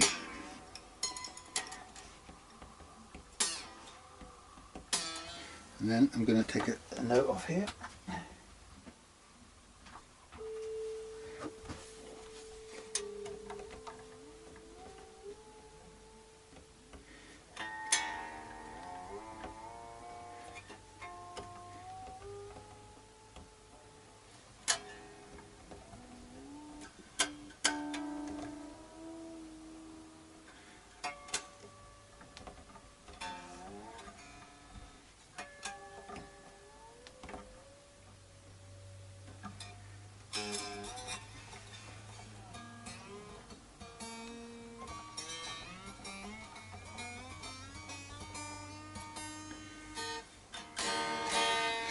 Obviously it'll go out of tune straight away. Now what I'm going to look for is I'm going to look to see under this tension how easy the string bend is, the tremolo is. Now that's fairly easy. It's still lying flat on the deck. And the question is what I need to do is I need to get that. I think I've probably got it just right actually the first time, but the first thing I'm going to do is I'm going to manually stretch these strings. So I'm going to get my thumb and forefinger into the game and go up and down the string, stretching physically. and this will wring out loads of slack. Oh, sorry, loads of slack. Quite know how I'm going to snip off that cocktail stick in there. I need to fill the little tiny hole at the bottom. It's quite painful. You can buy plastic string stretchers, but I found that they don't have any physical feedback, and I tend to have broken more strings stretching with those than I have stretching with my hands like this. It doesn't mean I don't also break strings doing it this way, which I do.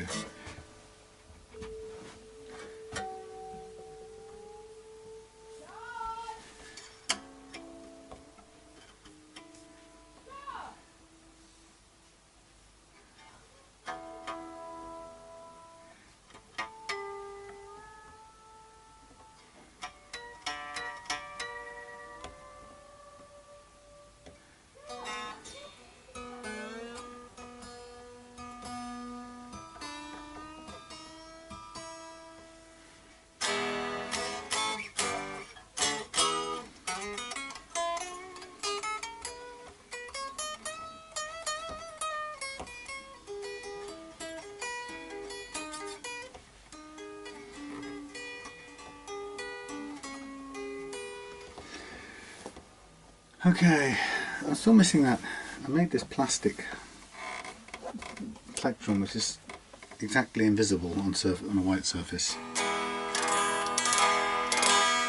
Okay, I'm going to do some more stretching, but while I'm doing it, I'm just going to hit these bends.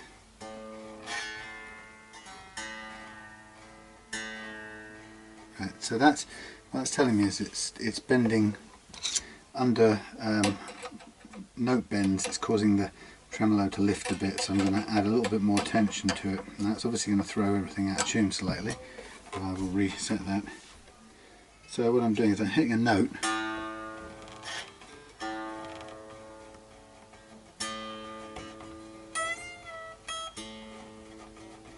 I'm listening to that note change when I'm bending the other one. Okay, that's about right in terms of spring tension, but it also means that we're now closer to the pivot point, so that if you want the tremolo, it's very light.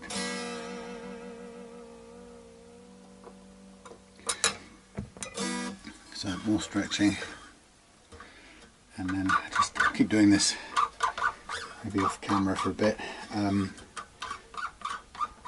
I'll double check the action and go through, tweak it again, because it may have moved while I had the pieces off, manhandling them. It's quite possible.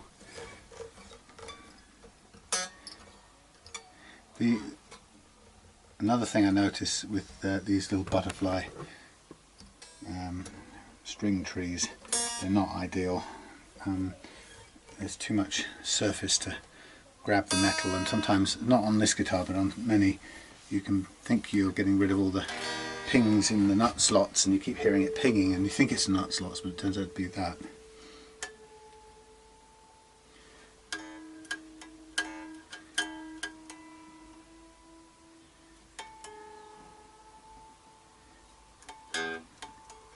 Now as I'm tuning, I'm listening for the nut slots here.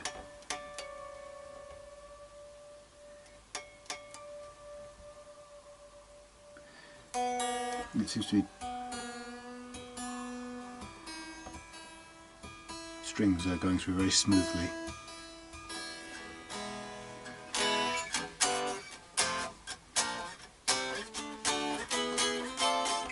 Yeah, so that's going to stay in tune well.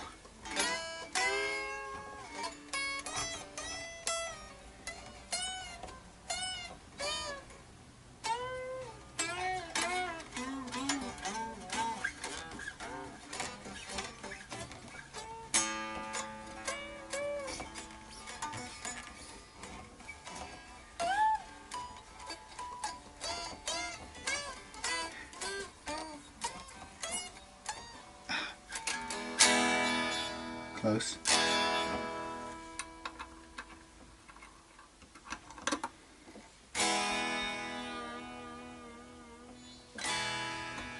Stays in tune. See?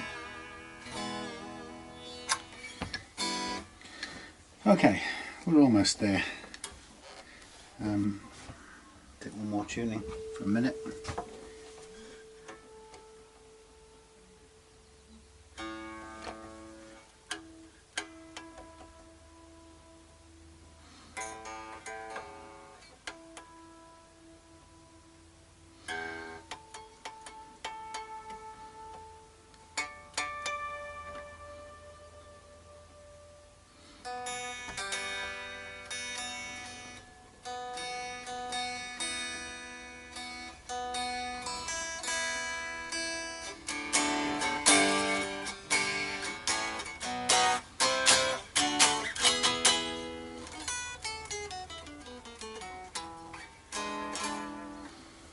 Okay, that's smooth, man. There you go. I'm just going to raise the raise the, find a screwdriver. I'm going to raise the pickups to the right height. So I'm aiming to bring them up to about a couple of millimeters below the last held down string. So I want them quite close, but not so they're touching. And obviously they're going to be slightly different for each one because the gap gets bigger as you go towards the bridge.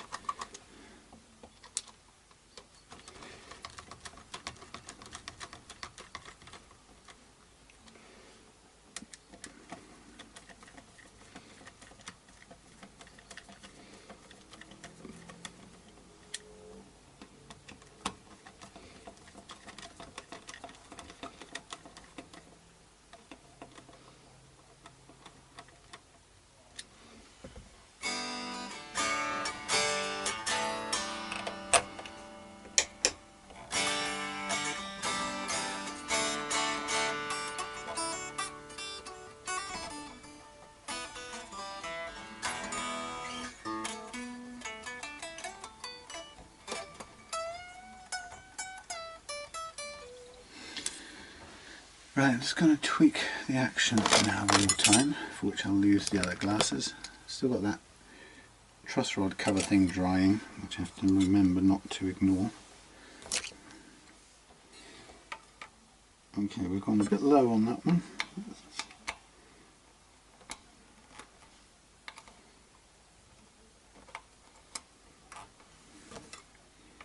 Wow, 1 millimetre.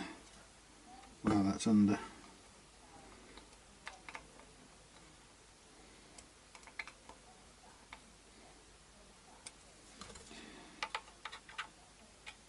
Just over 1. It's running up under 1.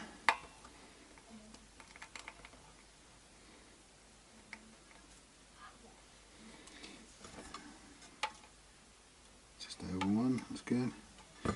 Tiny bit more.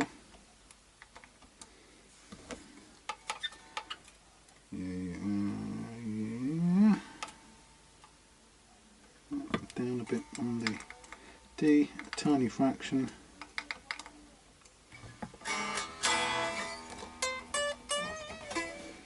Right, take a note again.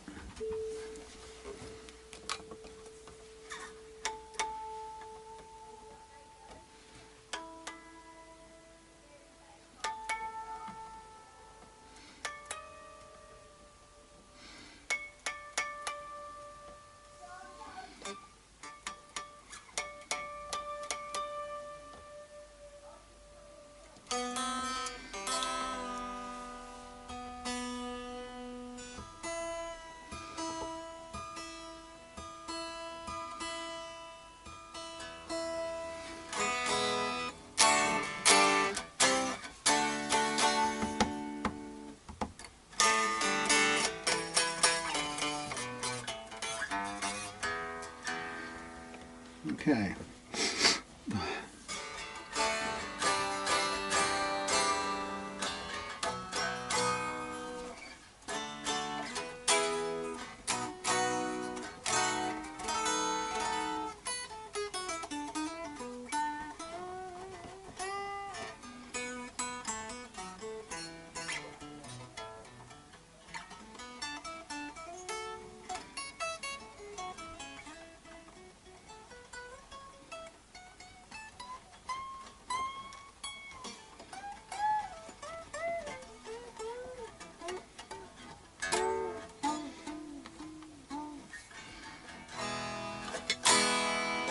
See how it holds its tune now?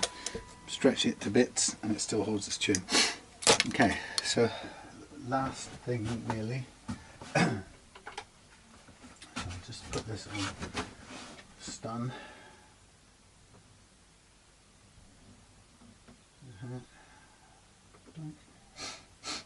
My tuner and the amp. Tuner and amp. I might do a couple of tweaks action wise afterwards, but right now I'm just going to go for the intonation bit, which is sort of independent of, well, is independent of the action.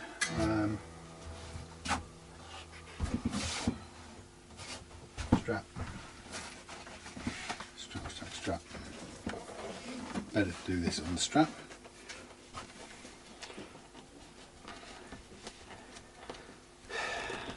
Cheap rotor sound studio straps or workshop straps. Good to have around, and they come free with the strings, but yeah, not very pleasant to use by any standards. Okay. So I need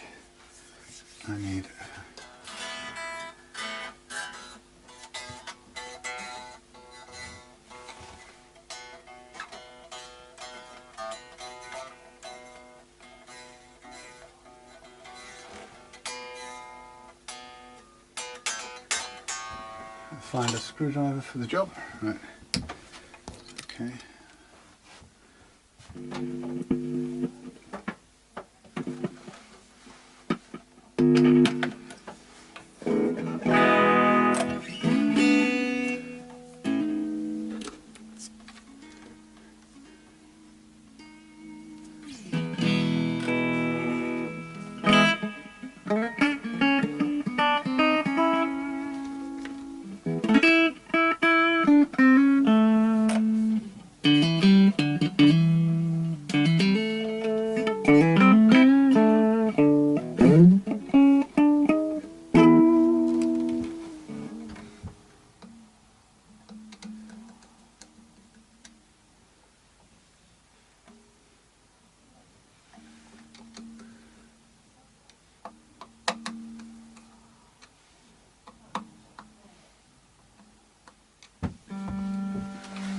Balancing those off with the humbucker.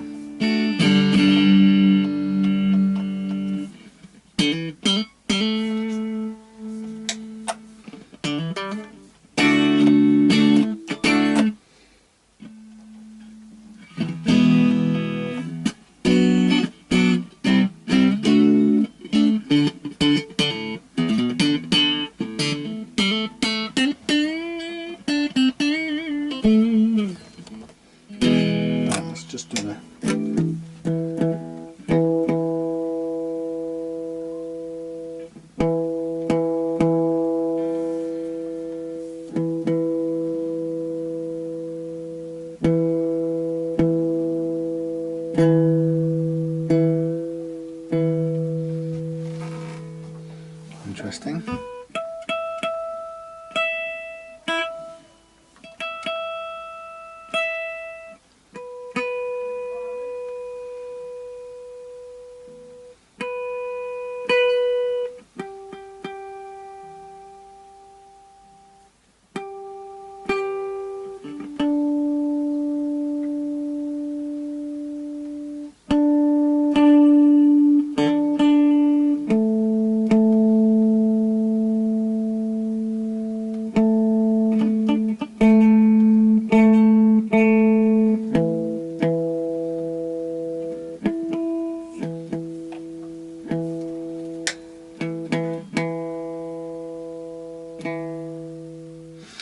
Interesting, so these are all running flat, which means they're all a bit too far away, more so down this end than the other end. Let's go push this some way forward.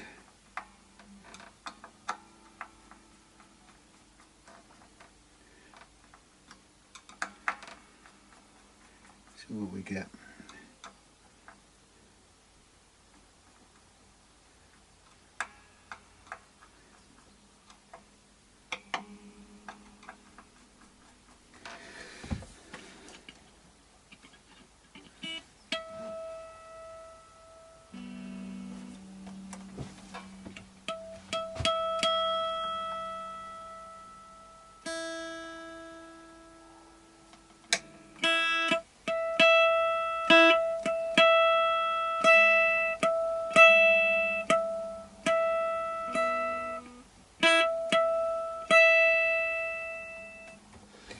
push that one forward some more, shorten it, see what we get.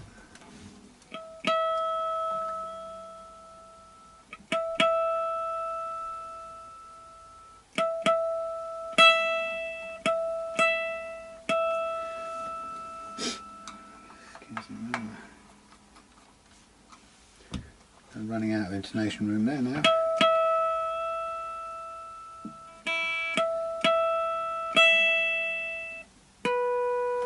Right, let's make this one follow that one. Quite a big adjustment.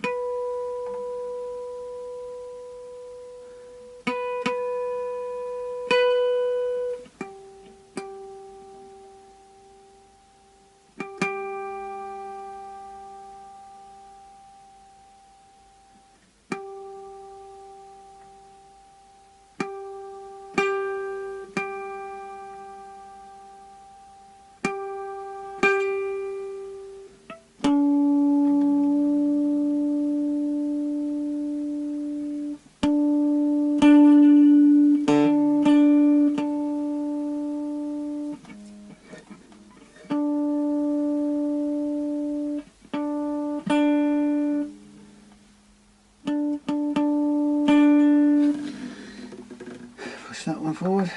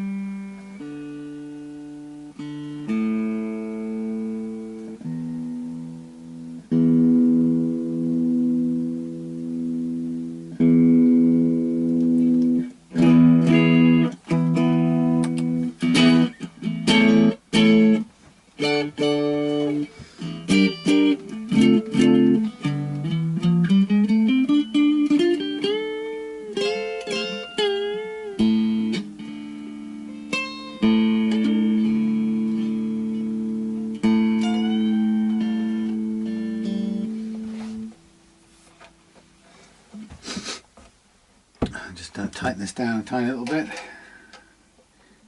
Stop that last bit of movement when you bend notes.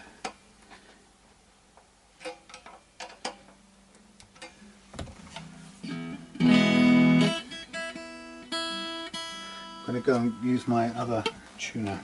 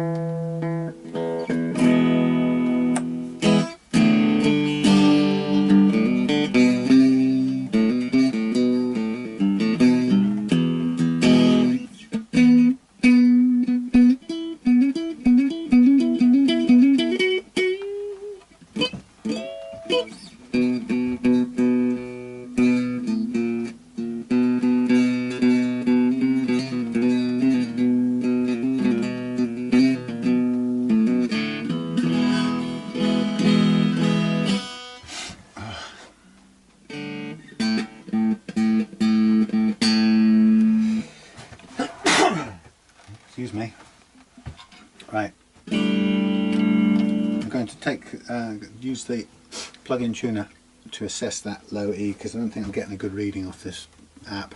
Sometimes the frequencies just don't like it. We're not far off.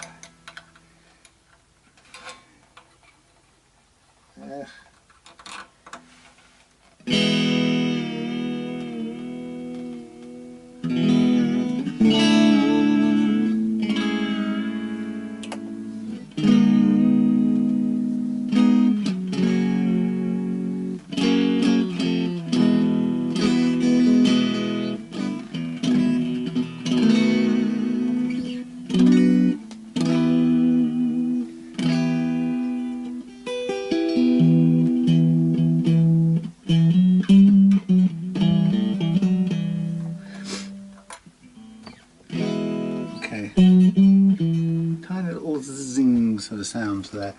I'm going to do two minor tweaks if I can find my things. Right, one's there. I'm just going to check, last check whether the truss rod's straightened out too far. It should be okay.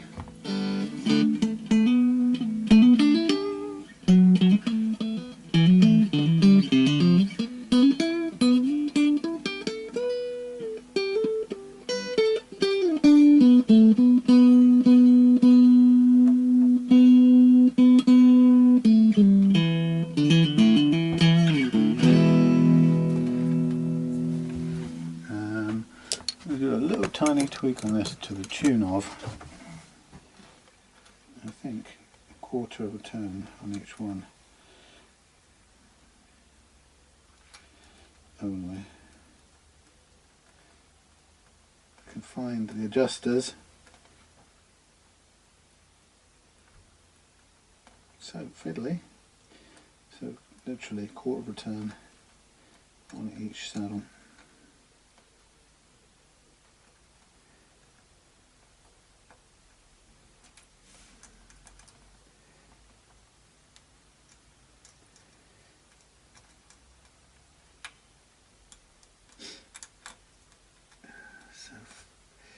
Fiddly.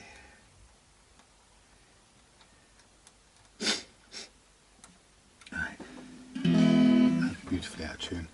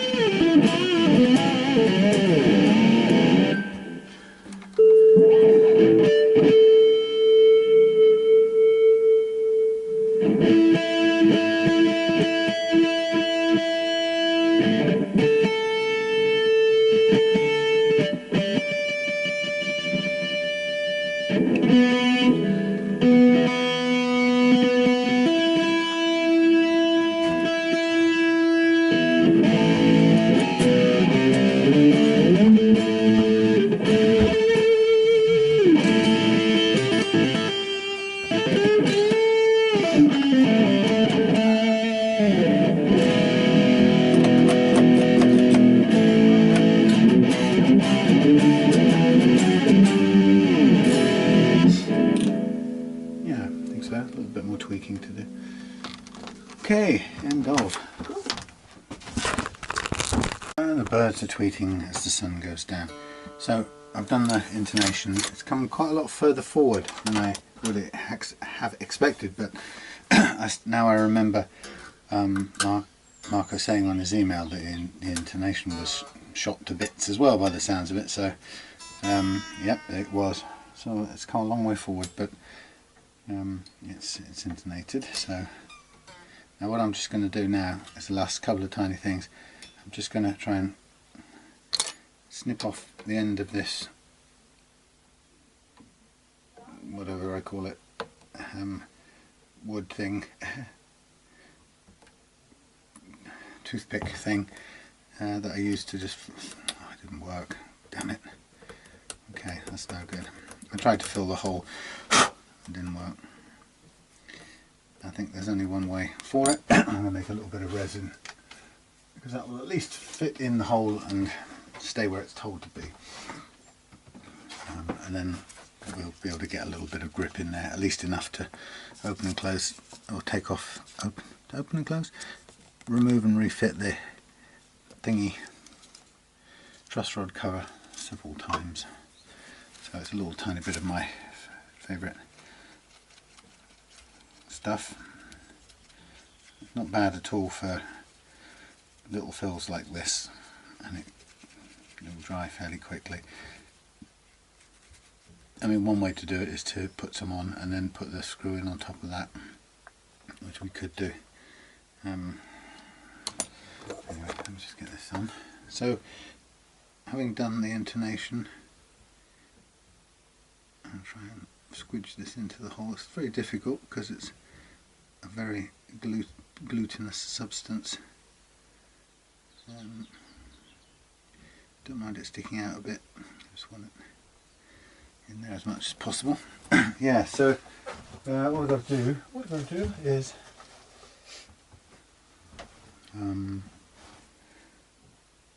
yeah, tighten up the strings, retune, get that cover on when this is dried out a bit or set a bit. I suppose, like I say, maybe one way of doing it is to do this on first, and then it goes into the thing. Let's see if I can just place it.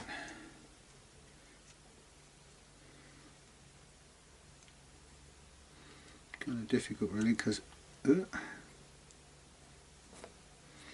really want to sit anywhere.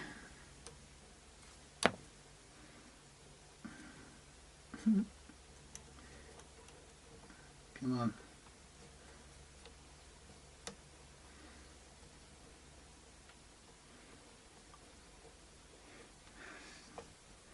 This is terrible. It's not quite what I intended to do. It's trying to make another hole somewhere else.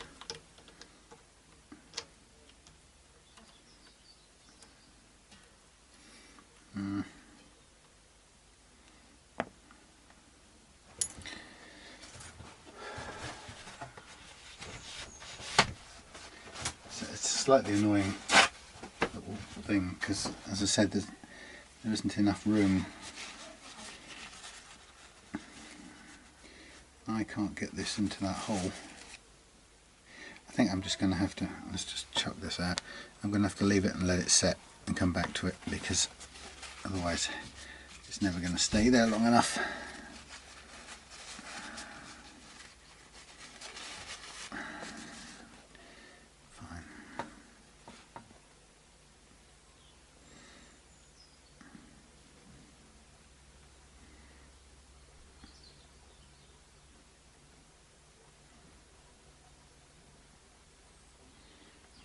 It's difficult. You can never tell if what you're doing is actually gone into the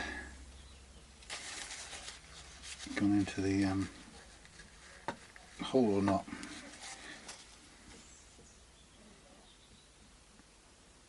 Just poke it like a dentist. Poke it like a dentist. It's a very small, shallow hole anyway.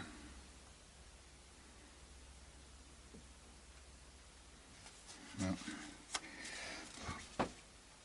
leave that like that. I could have put could have put a bigger one in, but to be honest, I really don't know. I really don't know what the depth left to us there is. So we have 11/16 there. Can't really tell. No, we can't tell what that bleeding well is.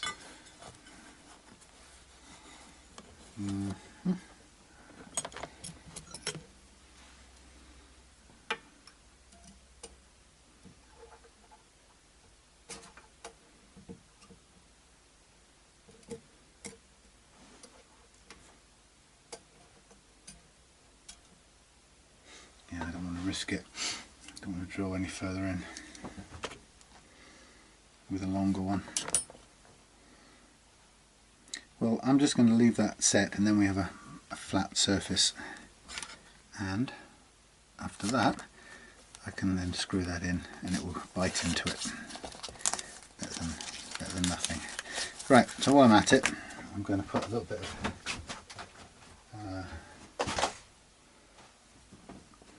I've forgotten what I've done with it now. A little bit of graphite into the nut slots. They're already running smoothly, but since I've got the strings out of the way, might as well do it anyway. I can get it on all of them straight away.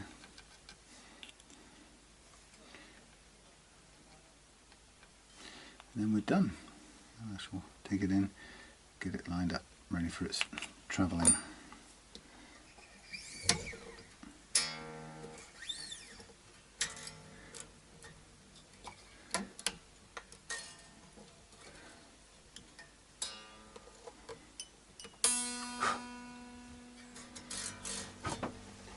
Note.